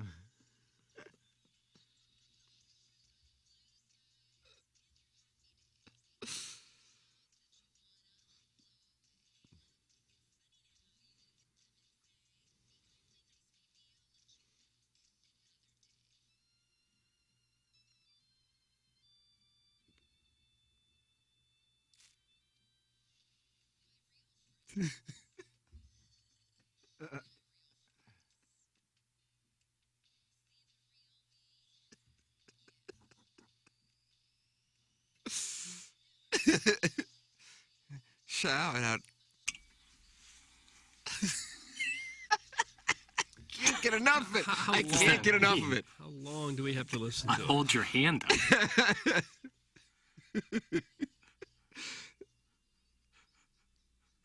Cassie really is putting Atlanta on her back. She has. They haven't had much come out musically. No. It's the Ryan Kelly Morning After. Maggie O'Brien's 9 o'clock hour. Timothy Michael McCartan, Douglas Elvin Vaughn, the Plowhawk Action Jackson. Ken Strode had to go out. Breaking story. Right. Assignment. We go out at the same time. To my hometown of Atlanta. I guess that's why he checks his emails. An assignment comes in. Ken, we need you to excuse yourself from the show and get this done. Look, when you got to fill out a time card, When you just got to have to fill out a time you card. have to fill it out during the show. Get involved on this program, 636-9004 TMA. That's the Steve Schmidt Key North County phone line. And then you can email in for our Design Air Heating and Cooling email of the day, which comes your way in about 25 minutes, the morning after at InsideSTL.com and the Engineer Design Facilities text inbox. Email them at fire@edf-rg.com. It's Engineered Design Facilities, sponsor of our text inbox here for the third straight year. If you have visibility to your company or place of business's commercial fire alarm panel and system, please email fire@edf-rg.com. We'll have a technician come out and provide a free evaluation of your system and offer the most competitive contract pricing in the market. You can also check them out anytime at edf-rg.com. It's Engineered Design Facilities. And their fire division's out testing, inspecting, maintaining the fire system on all commercial and restaurant hoods. That's Engineered Design Facilities. And Tommy Sapolka. How do you do, Tommy Sapolka? I bet he's okay. VIP Auto Accessories, your one-stop shop. Your one-stop shop for commercial van and truck upfits. Van and truck upfitting for commercial fleet vehicles. That's what they do. They offer quality and the ability to get it all done at one place. They're a full-service operation, a one-stop shop, and they take the vehicle from point A to point Z. VIP saves you time and hassle. It's quicker to deal with VIP than 2 to 3 vendors with multiple locations. They're all local since 1979, and employees have been there for decades because it's a great place to work, and they're part of the TMA ecosystem. They work with Design Air Heating and Cooling in Munganess, St. Louis Acura, and Alton Toyota. Tommy wants you to contact him directly. Tommy Sabulka, 314-428-3900, or email him at tommy.sabulka, C-I-B-U-L-K-A, at VIP Auto Accessories. And Iggy, you have returned from your assignment, and you dined at Andrea's. Tell me about your evening. Oh, Bill. Andrea's is a wonderful sponsor of the program, and Iggy just dined there. well, I've been there a few times. I hadn't been there in about a year. Where is it exactly? It's out in right past O'Fallon. Mo or Ill? Illinois. God, what is the name of the city? Collinsville, right? Yeah, Collinsville. It's almost Fairview Heights, but it's in Collinsville. Yeah, it's in Collinsville. Yeah, because we were almost at Golf Galaxy. Right. But it's just, you walk in, it reminds me of... What does it have remind you ever you? seen the movie Pope of Greenwich Village? I've not. Eric Roberts. Eric Roberts. Well, when Mickey Rourke takes his girlfriend to that restaurant outside of town in upstate New York, and it's just it looks like a little house in the middle of nowhere. And that's what it is. You way back in another area, and you walk in, and there's just a nice looking house. And you walk in, and the ambience is great, and I had the ribeye, just tremendous. And the sauce, and they're coming out with a barbecue sauce too. Are they really? I found out, and Max said he's going to bring some in, but Andrews is now coming out with a barbecue sauce. Maximilian. Yeah. Wow. So, yeah, if you're looking for not just steak, but they have seafood, lobster tail. You had quite a time there. It's Andrea's. Check it out. You know about the sauce, but you got to hit the restaurant. I got to get over there. You need to. I really do. It'd be a nice Guy night for told you me and that. Andrea. Yeah. You and, well, maybe Learn and Tim can go with you. Maybe they will. Your date that you got going on. That's right. And there's Iggy outside. Lighting himself on fire. There's plenty of Forget me. There's plenty of John bushes. Cusack There's with plenty of bushes around out there. Holding the radio above his head. Holding Peter Gabriel's. The In your image of that eyes. when that was first texted was one of the best texts ever. It's a great place, great food. The steak looked tremendous. Your picture on, was that the fan page or your personal page? Or no, but that. My page. How do you get it done? Medium? Medium rare. More on the rare side. That sauce is incredible. My dad, who you heard from in the first thing, puts its sauce on every piece of beef he ever cooks. All right. Oh, yeah. I think it's a every good time. move. They do the salad dressing as well, if I'm Salad not dressing mistaken, key. correct? Okay. Yeah, I had their house dressing with the my salad. Fire. It's past Golf Galaxy. It's on Collinsville Road in O'Fallon. You mope. No wonder Blue Chew keeps dropping you. That's from Sam Deaver's Poker He Brothel. said it was by It's not my spot. I didn't. I didn't drive for one. No. You don't drive. The How to girl pick comes, the you married up. woman comes and gets you and drives. You know how many times I've been to Golf Galaxy? I don't even know what city that's in. That's Fairview Heights. That's Fairview Heights? Heights, Okay. yeah, the Well, it's flower right by shop Golf around. Galaxy. Yeah, it's almost Fairview. I said it's close to Golf Galaxy. I didn't say it's before or after. I said close. I'm with Iggy. Close. And I Doesn't didn't mean drive, before. so I'm not paying attention to directions. No. What were you doing? Here's a novel concept. Why don't you Google Andreas and get directions? Because I can't tell you how to get there. If you weren't driving, what were you doing? I was in the passenger seat. Doing what? Talking. Checking emails. Huh. Talking. That's interesting. Time card. Doing my So Iggy brings his married dates to sponsors so he can get a comp dinner. Is that why the husbands aren't allowed to go? That's from Ken's wedding. Oh, that Well, could it wasn't comped, and we split the bill. We went Dutch. 2 bottles of wine.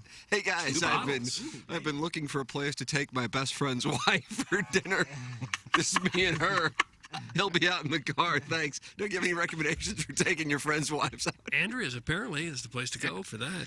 Oh, God. And all the people noticed was when I took the picture is a guy sitting behind Chrissy with a hoodie on and a hat. Oh. And they took a picture of his head, who wears a hoodie and a hat to a restaurant. And I agree with you there.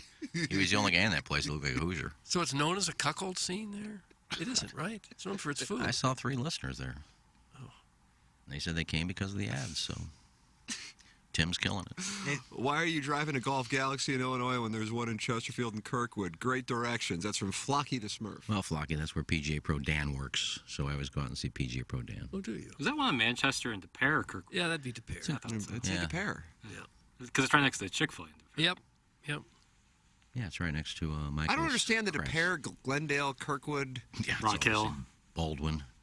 But Doug, you know, is Rock Hill like part of Kirkwood? No. Okay, It's its but own De Pere is part of municipality. Kirkwood. No. But if you live in De Pere, you go to Kirkwood School. Part of the Kirkwood School District, Got yeah. it. Okay. So is parts of Glendale. Glendale, right? And each But then one- parts of Glendale, would they be in Webster as well?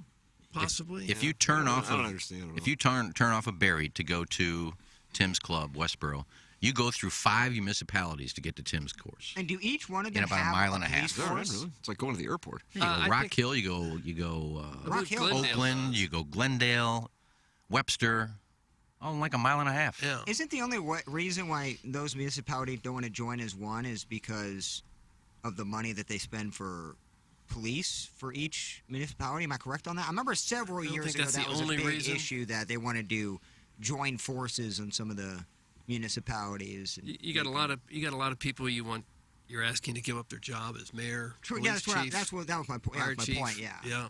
A lot of little fiefdoms there that people don't want to give up necessarily. But they have new police vehicles almost every year. Doug, all hell's breaking loose over Iggy calling the city of Baldwin. Oh, what does it matter? I mean, all hell is breaking loose. The Baldwin brothers I think it's like founded 6 straight text Jackson, now 7. Yeah, when I heard that, I was like, wow, there you go. Well, I was thinking all right. Baldwin brothers. It is the Baldwin brothers. Yeah. Yeah, but it's Baldwin. Baldwin, Missouri. Yeah. Doug, I think I might be getting propositioned here. Scott Sprinkle Ballsack says, Tim, I need to take the wife out for a nice meal. Anyways, do you have a time and a date? Nothing says tripping like cowboy ribeyes. That's from Scott Sprinkle Ballsack. Huh. So they'll meet you at Andrea's. I guess, yeah. They'll take the puddle jumper. So, yeah, they got to take. Gotta Yeah, get you off still the got to drive, though. Peninsula. Maybe they'll I come could pick you Uber up. that. They can come pick him up. That's what I do. Make them pick you up.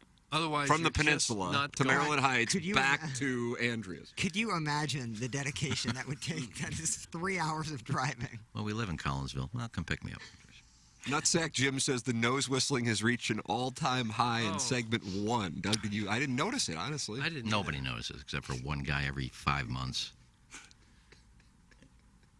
I don't know what to tell you. Maybe our new studio will have different mics. No, they're the same. Whistle free. Whistle-free mics. Free mics, yeah. That's why it's taking a little bit. It's Good taking a morning. little longer. Baldwin is about 5 miles west of 270. You dingus. That's from Bobby Tejas. Gosh. Well, I don't live in West I County. don't think so it's I don't 5 really miles care. off of 270, man. It's pretty. I mean, you got. It's a half mile, right? You pass that No. coughing No, it's cardinal, and longer. you're in Baldwin. No, no. Baldwin. Guys, It's an not very epidemic. far. America, I'm It's gonna- not very far because I think Dense Express is technically in Baldwin. Dude. And that's just a mile or so west what of about 270. Munganess, our great sponsor at that Baldwin?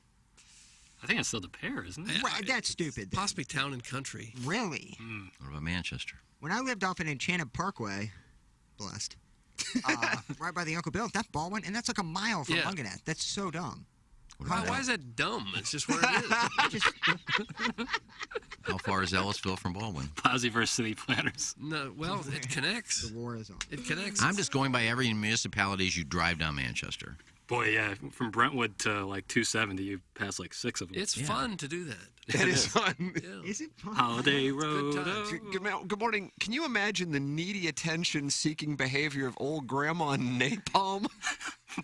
Pretty good. If Tim went to dinner at Alvin Oak with Learn and then Andrea's, it'd be a 3-alarmer. What a little bitch. That's from Arbor Day. Grandma Napalm? That's your new name? I don't care for that. I don't either.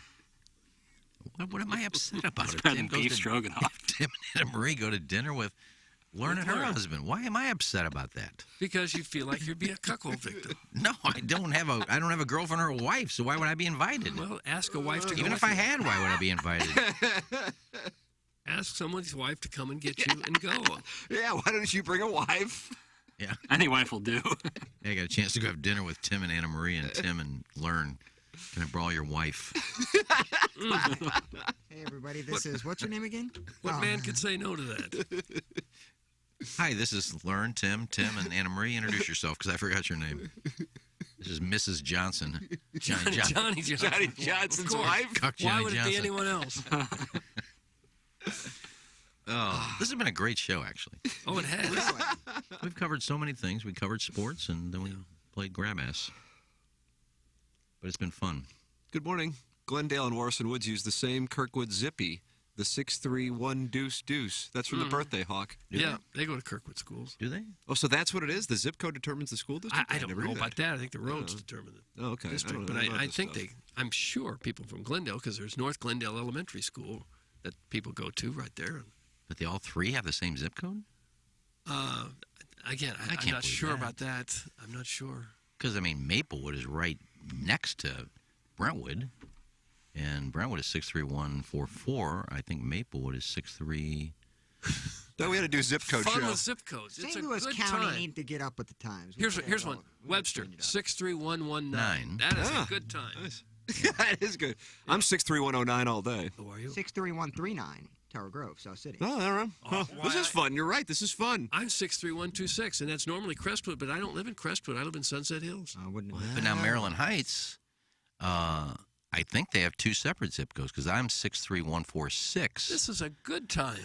And then there's somebody else in Maryland Heights that has 63043. But you know what joins us all? 314. Ah, Well, unless you're in the now- 573, 636, or 618. 573. I'm 63139. Oh, yeah, you are too. Yeah, we do live like so close. Yeah, I picked you together. up. It's crazy. Fun time that was. The zip codes don't That really was make a lot fun. of sense. Wouldn't Not you as fun think? as this, but Wouldn't you think zip codes would be neighboring municipalities would have one zip code away? Like didn't if even know. Kirkwood's 63126, maybe to Pear would be 63127 or how did something. they pick that? I don't know. When were zip codes established? Because like Same time as the landing strip became a thing. That's correct. No, That's earlier actually than correct. that. Why do they change? Why does somebody in Chesterfield have a 636 and everybody else has 314? Think about that. they're Hoosiers. Because It's on my they phone. ran out of phone numbers. Wouldn't you think you'd run out of street names at some point? No. You can repeat street names. Oh, dude, there's so many First and Mains and Yeah. Elms and Doug, what zip code is Nipperin? Thanks. That's from TJ. I'm sorry. 63122. Yeah, it's 63122. Kirkwood. Let's just give Doug schools and see if he can guess the zip code. It's a fun. It's a fun time. segment. We're going to meet with Tommy next week. He goes, guys, I really like that zip code thing you did on Thursday at we're thinking about 9:40. moving you guys over to FM, but what we need you to do is hit that zip code topic Yeah, we do. hard. We do our Friday pizza where we have different pizza places. We'll just do a zip code, and your city is the sponsor today. This day brought to you by 63144, the Brentwood Chamber of Commerce. God bless. This show is just so dumb. Thanks. That's from Jimmy Buffett's Cute Feet. Yes, Cute Feet. When did I make these? I don't remember giving these people these You think text somebody's names. hacked into the text inbox, I don't know, Jack? that's a great text Anybody name, knows though. how? It's Dodo. He does all of his shows barefoot. And he's known for having cute feet. They look fairly decent. Is that right? Yeah. Well, there you go. Cute feet. Now, I was downtown for years. That was 63102. Right downtown. Was it really? God, Yeah. I forgot about. I thought it was 63101 for some reason. Well, there was See, that that's too. what That's part of it Soulard too. was. I thought Soulard was one Yeah, of when I them. lived on Washington Avenue. That was- 63101 is located mostly in St. Louis City. The postal code encompasses addresses in the city of St. Louis. Boy, this is a good time. 63139, Doug. That's where all the sexy Well, I'll look it up. boys are. 63139. Let's see what that is. That's sexy. That's me and Plowhawk. Yeah, that's me and Jackson, baby. Mostly St. Louis City County. It's a lot of South City. Encompasses address encompass some in the city. Browse local business. This is so much fun. It is fun. This is really actually a good segment. I feel good about it. Yeah, I'm because surprised it people took us- don't know their own zip codes. I'm surprised it took us 19 years to get Right. here. Yeah, it's right in our face. HD2. Well, I enjoyed it. Yeah, it all started with me saying Baldwin. That was the genesis. But you're over that now. I don't care what they think I said or not. Dude, You know what I meant. having to take Manchester, and I realize in Baldwin, you can do the 141, I guess, back in the behind Baldwin, but that's tough, man. I live in Baldwin for a while, and Manchester is such a grind. Oh, it is. I mean, when I worked at Billy G's, that was when I lived in Baldwin, and it doesn't seem that long, when you look at your maps, it's like 3.5 miles. That stretch from there to Billy G's. It could take you 30 minutes to get 30 there. to 35 Yeah. minutes, and it's mind-blowing how much traffic there is. I will say that I think every street, especially Manchester, should have a left turn lane. Instead of a yield. Well, I mean, you just have the two lanes, and then sometimes you do have that one lane where you can go left, get out of the way of traffic. Other times you're waiting. If you get by the Chick-fil-A there, and if you're in the right lane, forget about it if you're close to noon, because there are so many people that are going right into all those fast food places. Yeah. So you get in the left lane, but then there's no left turn lane. So people are stopping to go left, and there's cars coming. You're sitting there forever. Sometimes there's not room to expand the road. Yeah, there's ways. There are ways. Well, not if there's not room to expand the road. You make room. Widen the sidewalk. Think about that. Get rid of the bike lanes. Me and Iggy should be in charge of things. Got some breaking news. I hate to interrupt the zip code thing, too. Maybe this isn't a good idea, but it is the biggest story in the country at the moment. Buffalo Bills, moments ago. Per the physicians caring for Damar Hamlin at the University of Cincinnati Medical Center, Damar has shown remarkable improvement over the past 24 hours. While still critically ill, he has demonstrated that he appears to be neurologically intact. That is huge news. Good. His lungs continue to heal, and he is making steady progress. We are grateful for the love and support we have received. It's good to hear. Yeah. The neurological impact element is Yeah, you never know how long the brain exactly. can go without oxygen without being damaged. Indeed, sir. Indeed. That's outstanding. Buffalo Yeah, Bills it was just great to tweeting hear. that out. That is great to hear. Yeah, because you're right, Doug. You never know in situations like that. You start quality of life. That's all that. It's scary. So scary. So great to hear. And I had a dream last night. I hope it comes true. That he woke up and the first thing he did is went to his coach and said, "You play this game Sunday. I want You you didn't to go out and dream play." that. I You did not I dream did. that. No, I did have a dream last night. That I don't know. Maybe I was thinking before I went to bed that I wonder if they're going to play the game Sunday because the Bills are still crushed. And I did have a dream that he said, "Guys, go play this game Sunday," which I said, "I hope it comes true," because that means he's woken up and he's gets out of intensive care and he's not in critical condition anymore. But You think, are they just not going to make up that game? I would think he's just not playing. I don't get what the big deal is for needing to do it. Are there other teams outside of them that have playoff implications if one of them loses? Because, they're in the absolutely, playoffs. yeah. I understand home field advantage and seeding. I mean, it absolutely has implications, but I don't know what your solution is. Not you. I shouldn't say Yeah, you. no, I'm talking yeah, what the solution is. I'm sure they've agonized over that in the NFL office, thinking, can't what in the shove world do we do? If we announce it too early, we're being insensitive. Do we refund everybody's money who went to that game? Do we schedule The optics of shoving an NFL game right before the playoffs, which both teams are going to be in the playoffs, doesn't really scream we care about player safety. I think the optics, and not saying they don't, but I'm saying people looking at it thinking that's all they cared about was just trying to get the revenue back, not having to pay ticket pricing for people who paid. And to me, they deserve a week off if they, each one of them gets a first-round bye, or I don't know how it's going to work out. Only one team gets a bye, and right now, assuming the Chiefs beat the Raiders, it will be the Chiefs. Okay, so they both be playing round one then. That's Bills. correct. Yeah, so you can't possibly. I think that's shove all you that do. You just game don't. You in. just don't play it and say, play it. "This is just what we're going to do." Mark it as a tie. I don't know what you do. Yeah. But yeah, this is all about players. Would have been a really weird spot if it would have been a team like the Dolphins or something like that, or the Steelers, one of those 8-8 teams. The Packers. You know what I mean? I mean, get in. You know, there's nothing fortunate about someone nearly dying on a football field, but if you're looking from the standpoint of the only element being the football discussion, the fact that both are in, and there's no question that they're in, it really became more of a seeding discussion than anything else because they're both in. And they had the tiebreaker. I don't know what they would have done if they were one of the teams like the Patriots, Dolphins, Steelers that are all tied at 8-8. I really have no idea. They may have just said, "Well, you played a quarter. That's the game. 7-3." Oh, you would. I don't know what else you do. Players. Yeah, you can't replay it because you can't play it the next week because the playoffs start. Yeah. And right now, Buffalo, without that game, but they had the tiebreaker over Kansas City, they would get the bye. The 18-game season is kind of stupid, though. But it's got to be tough for the league to strike the balance between showing that the most important thing is the health of the player and carrying on because, the rest of the league is still out there ready to go. I did see, I think DeMar Hamlin's dad Zoomed the entire Buffalo Bills team either this morning or yesterday and kind of, because I think the Bills were still up in the air if they were going to practice at all this week.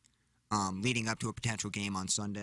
I don't know if they play. So, I'm sorry, go ahead. Oh, no, and I think his dad, kind of gave him the approval, and I thought that was pretty cool, too, that they wanted to make sure that the family lifted their spirits in a big way. So I was wrong, and I apologize. The Bills still could get the 1 seed, is what I'm reading. Yeah, they had the tiebreaker over Kansas City. Yeah, so if the Bills were to win against Cincinnati and New England this weekend, they would get the bye. Well, that's got great value. Yeah. So what I'm seeing here is there's talk of the possibility of removing the bye week between the AFC-NFC championship game and the Super Bowl, and then pushing them back a week. So then possibly having, I guess, next week be the Bills and Bengals playing? Yeah, that could be the case. I think this is because I don't think they're going to push this week's games back. No, can't do that. Right. So they would, if they were to do that, it would be the week that the wild card weekend was supposed to be. To me, I don't think you're going to see Cincinnati. So you need the Chiefs to lose. That's what they're probably waiting on. The Chiefs to lose to the Raiders. Yeah, if that's the case. Doug, it's Jarrett Stidham season. Yeah, that's not going to happen. Jarrett Stidham season. The Chiefs won't lose to the Raiders. One thing I did see, on kind of the same topic, but the playoffs, is that if Green Bay beats Detroit, that's fine. But Seattle is playing earlier. So if Seattle would happen to win their game, that knocks Detroit out. I don't think it so does. Detroit has, yeah. It does. Yeah, it knocks Detroit out. So if Green Bay beats Detroit, they're in. If they lose to Detroit, Seattle gets in. If Seattle wins their game. But they play at 12. Green Bay plays later. So their point is that, hey, if we win, that knocks Detroit out. We get in if Green Bay loses, but Detroit has nothing to play for. So the game should be played at the same time. I like that, but I love it as a Packers fan because, win and you're in style moments. And I haven't watched much NFL this year, but I like the win or go home style games. I love those. Yeah, but I kind of understand where Seattle's coming from. Oh, hell yeah, those games should be played at the same time. Especially if there's implication for another team not giving a crap at the 3 p.m. game. Yeah. Hard to move those around, though. You got thousands of people, employees. They're moving them all around. A lot of those games were TBA. Going after last week is TBA. They can pretty much put them wherever they want. And the NFL chose to play Seattle at 12 and Green Bay later. I think Cincinnati, Buffalo, you just don't play that game. Are the players and coaches and owners from Cincinnati or Buffalo really going to complain in the playoffs when they're not the 1 seed because of this game? Like, you're not going to hear any complaints from any players or coaches, I don't think. About what? About just not playing the Cincinnati-Buffalo game again. I don't think Buffalo's really going to complain that, we could have gotten the 1 seed if we would have played this, I will respectfully disagree with you on that. Yes. I don't know if they will do it publicly because it won't play well. But if you have a chance to get a bye and be the 1 seed? Yeah, they would want it, but whether they would actually complain about it. That's what I'm saying. I don't know. I don't think they would do it publicly, but... Yeah, that's huge. Not just the bye, but you have home field throughout. Not saying it's not huge. I'm just saying I think it's a mistake for the NFL to try to shove another NFL game in as we're talking about player safety and a person still in a coma from a hit. I don't see... But it is the integrity of the season. It's the integrity of the competition. And if you do have the option with the bye week in between Super Bowl and AFC Championship week, then you eliminate the bye week because you can't move the Super Bowl.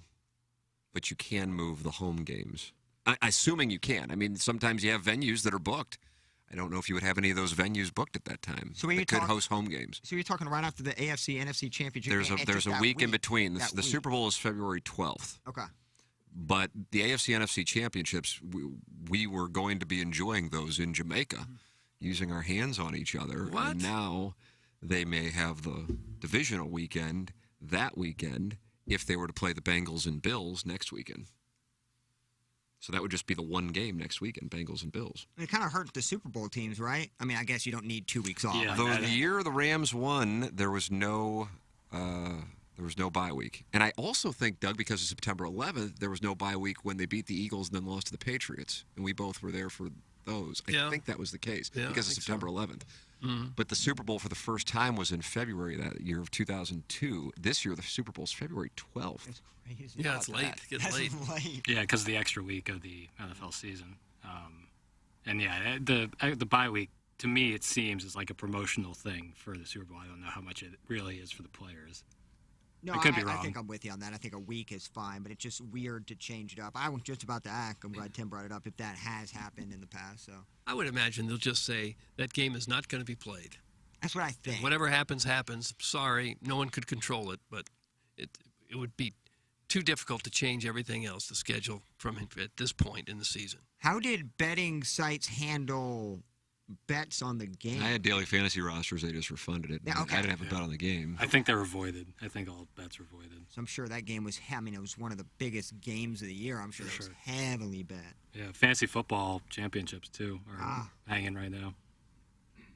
Jackson lost a Randy character. I did. Oh, you did? Yeah, but I'm in 2 other championships, and it's just not over. Well, look at you with your big old brain. Look at this You know, I'm good at fantasy football, but yeah, I have a lot of Bengals players, and we're just until the game's played. Did you hear that Bengals again? He said Bengals. The games are just the championship. The matchups are just. What's next, Baldwin?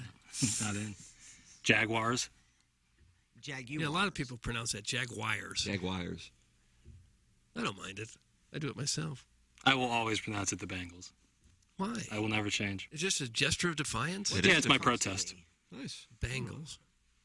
I don't hear a difference. Bengals. Bengals. Bengals. Okay, so an A and an E. Yeah. But I've heard other people like on ESPN call them the Bengals. What about call them the Bengals? Mm-hmm. I've heard it. Really? Who? People. Oh. What about Berman? I can't give you exactly the example. I've heard it. When they were terrible. Yeah, that's okay. That's funny. Bengals sounds like Ben Gay. Sounds like the Ben Gay Tigers. I've heard people call Adidas. That's how they do it in England. But the car Jaguar is Jaguar. Jaguar. But when you say it quickly, it becomes Jaguar. Can we get back to zip codes? Yeah, 63116. Maybe Pepper and Genie could just be a zip code show. Yeah, you guys interested in What's doing that? Pepper and Genie? Pepper and Genie is dead? No, it's not dead. Oh, there's hope. You're saying there's hope. Doug said yesterday, if there's a God, it's dead. And we didn't take that lightly. Walsey and I were outside the 9 o'clock break saying, really enjoy not doing this. And it was funny because we didn't bring it up. We just both looked at each other. I feel like we felt it. Mm-hmm. That we felt the same. There's So we always said been a at lot the of same- chemistry between the two of you. Amen. We do have a good rapport. Yeah. Well, the listeners have a wonderful rapport with the program, and that's why we have the Design Air Heating and Cooling Email of the Day! All right. Morning, guys. Okay, so my favorite Mexican telenovela has been on hiatus, and I've already jacked my ante to Raw, scouring the web for every Dillian Harper video that exists, so I've had some time to think lately. Got some ideas I want to run by you. How about a porn video? We'll get each of the top 10 starlets that's ever lived, and get them together to do a new school versus old school movie, and we'll shoot it at Del Mar Gardens. Oh, that needs money? Well, how about I invite one of my coworkers that I've only met once at a Hot Shots work event to Brentwood Lanes, and we'll film this hilarious skit where I try and teach her to bowl. Oh, I literally chased her out of the company? Well, I want to meet a tour of the Hubbard Studios, and we'll interview everyone, and we'll call it Meet the Hubbards. Well, I won't film it or do it, but Jackson can in between trying to pull the weight of 3 full-grown adult humans. Oh. And lastly, I want to invite this country singer to come to town. What's that? A coworker who I claim to love so dearly and brag about the work she does nonstop just did that less than a month ago in one of her most important events of the year, and I was too self-absorbed and consumed with trying to find out how many jerks it takes to get to the center of the most loneliest of boys. Oh. Damn, all right, I'm going to go smoke. KG and O-Town, kind of coming at it hard. Full offensive. None of that was true, though. KG O-Town. You just make crap up. Keep trying, buddy. My goodness. You at odds with him? I'm not at odds with anybody. No. Joe, producer Joe. Well, that's his problem. Morning sads. Well, I'm back after 6 weeks removed from open chest surgery. It's time to spew hot takes, and boy, we have a lot to digest. The troubles of youth officiating, not reimbursing for Christmas decorations, Mizzou collapses, Yellowstone's characters, chompers. Talk about a buffet of mms. Oh, and if you ain't checking out that dump truck on Laney, you're missing out. Hey, Doug, let's put our Stetsons and Spurs and play dentists. I'll numb you with my tools and then give you a good filling. Don't forget to spit. So coy, so bold. Stay sexy, my pet. Wardam Redhawk, SEMO alum 2.0. SEMO alum 2.0 with a poor email. Happy New Year, everybody. I'm glad you're feeling better. For 2023, I'm going to keep a journal of my bowel movements. Oh. So far, out of the 11 total dirty loads I've dropped this year, 7 were solid, 4 were runny. Doug, was this in the filtered file or was this in the... Jackson, you thought this was okay? This was appropriate for our audience?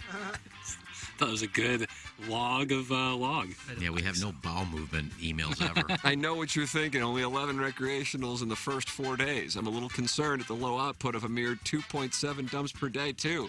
But it's still early, so there's plenty of time for me to raise my DPD stats. Let's be honest, there's simply no way I can replicate the lofty pace of 3.8 DPD that I put up in December of 2022. What are The you most eating? encouraging trend I've noticed in 2023 is the fact that I've only leaked in my undies once so far.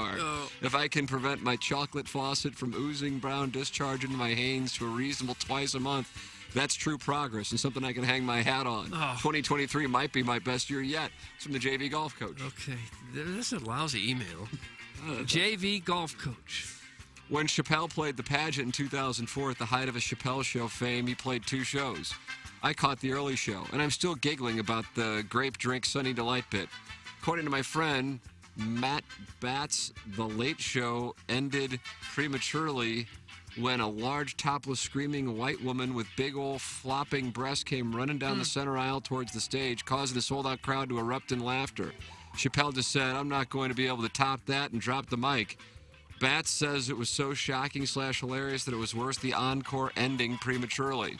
When I think about the events I most regret missing, that Chappelle show with the floppy breasts is right up there with the April 2012 strip club boxing match and the January 2015 loaded up party at Ballpark Village featuring the stand-up comedy debut of one Darren Peoria Plowboy Atkins.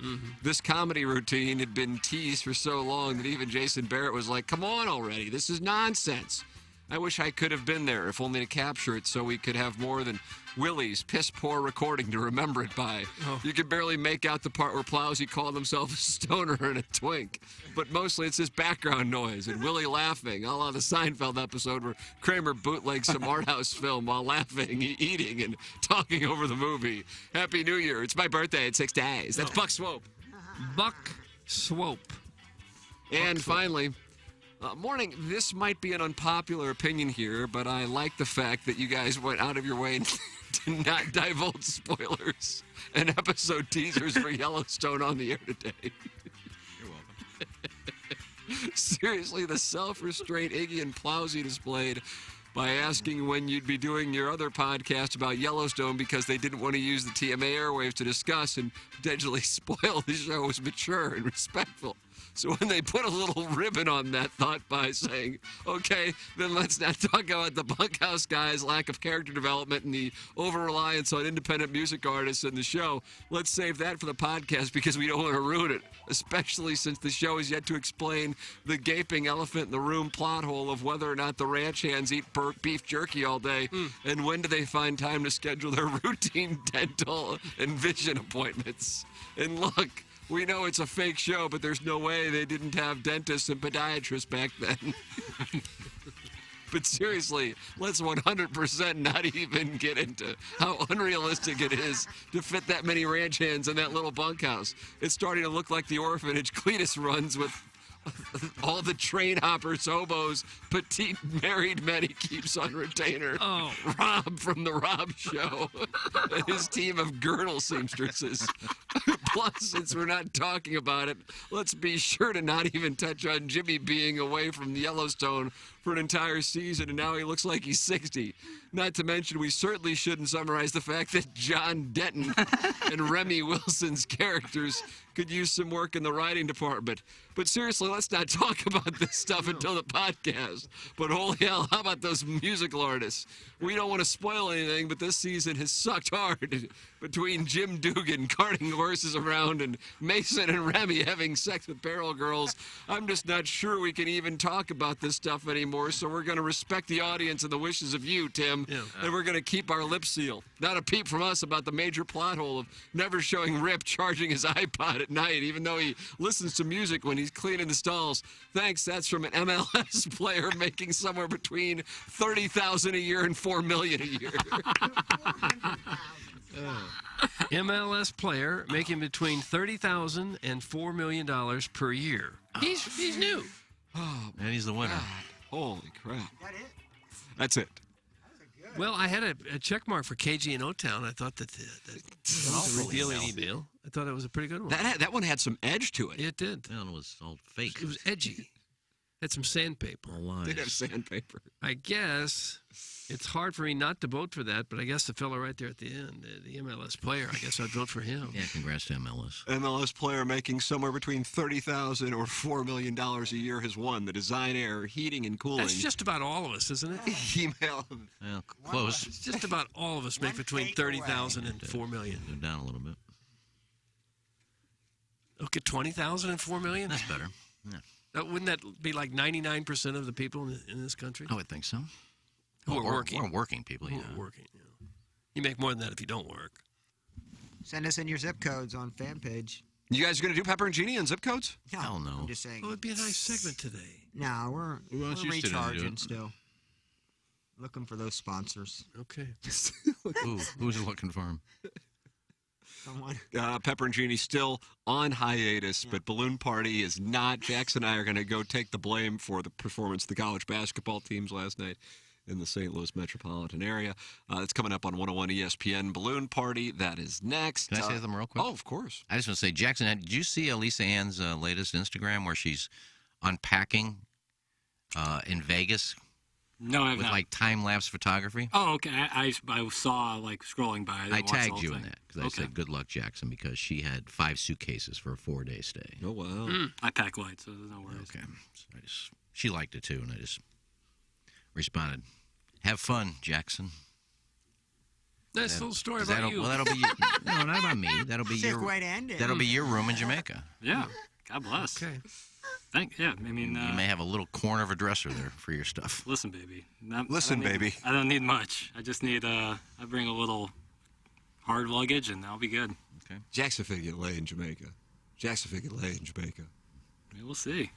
The word is finna. Finna get laid. That's right. Finna. Not that hard of a F-I-N-A. place. Not really hard of a F-I-N-N-A place. apostrophe. Finna. As in fixing to. That's right. Yeah. Bitten too. And I'm not just also. talking Hito. Jamaica's a pretty easy place to. Is that right? People are sexually open? Yeah, they're on vacation. You know, there's something about the ocean and the Well, warm this is a- weather and the this is a blue couples sky and the resort where- sun. But Boat you know, drinks. you can take your Yeah, you best have some friend's cocktails. wife to You dinner. get down there to the restaurant and just everybody's just ready to go. But it's not a singles place. It's a No, couples it's a couples place. SPF 50 running off my Jackson's gonna body. have to have an MMF. I don't think it's couples. I think it's just an adult. I think it's couples. I If I don't think get it's my a- I don't think it's a passport, couples Madison's resort. going rogue. Still haven't gotten it. You concerned yet? No. All right. No. It's January Not one 5th. bit.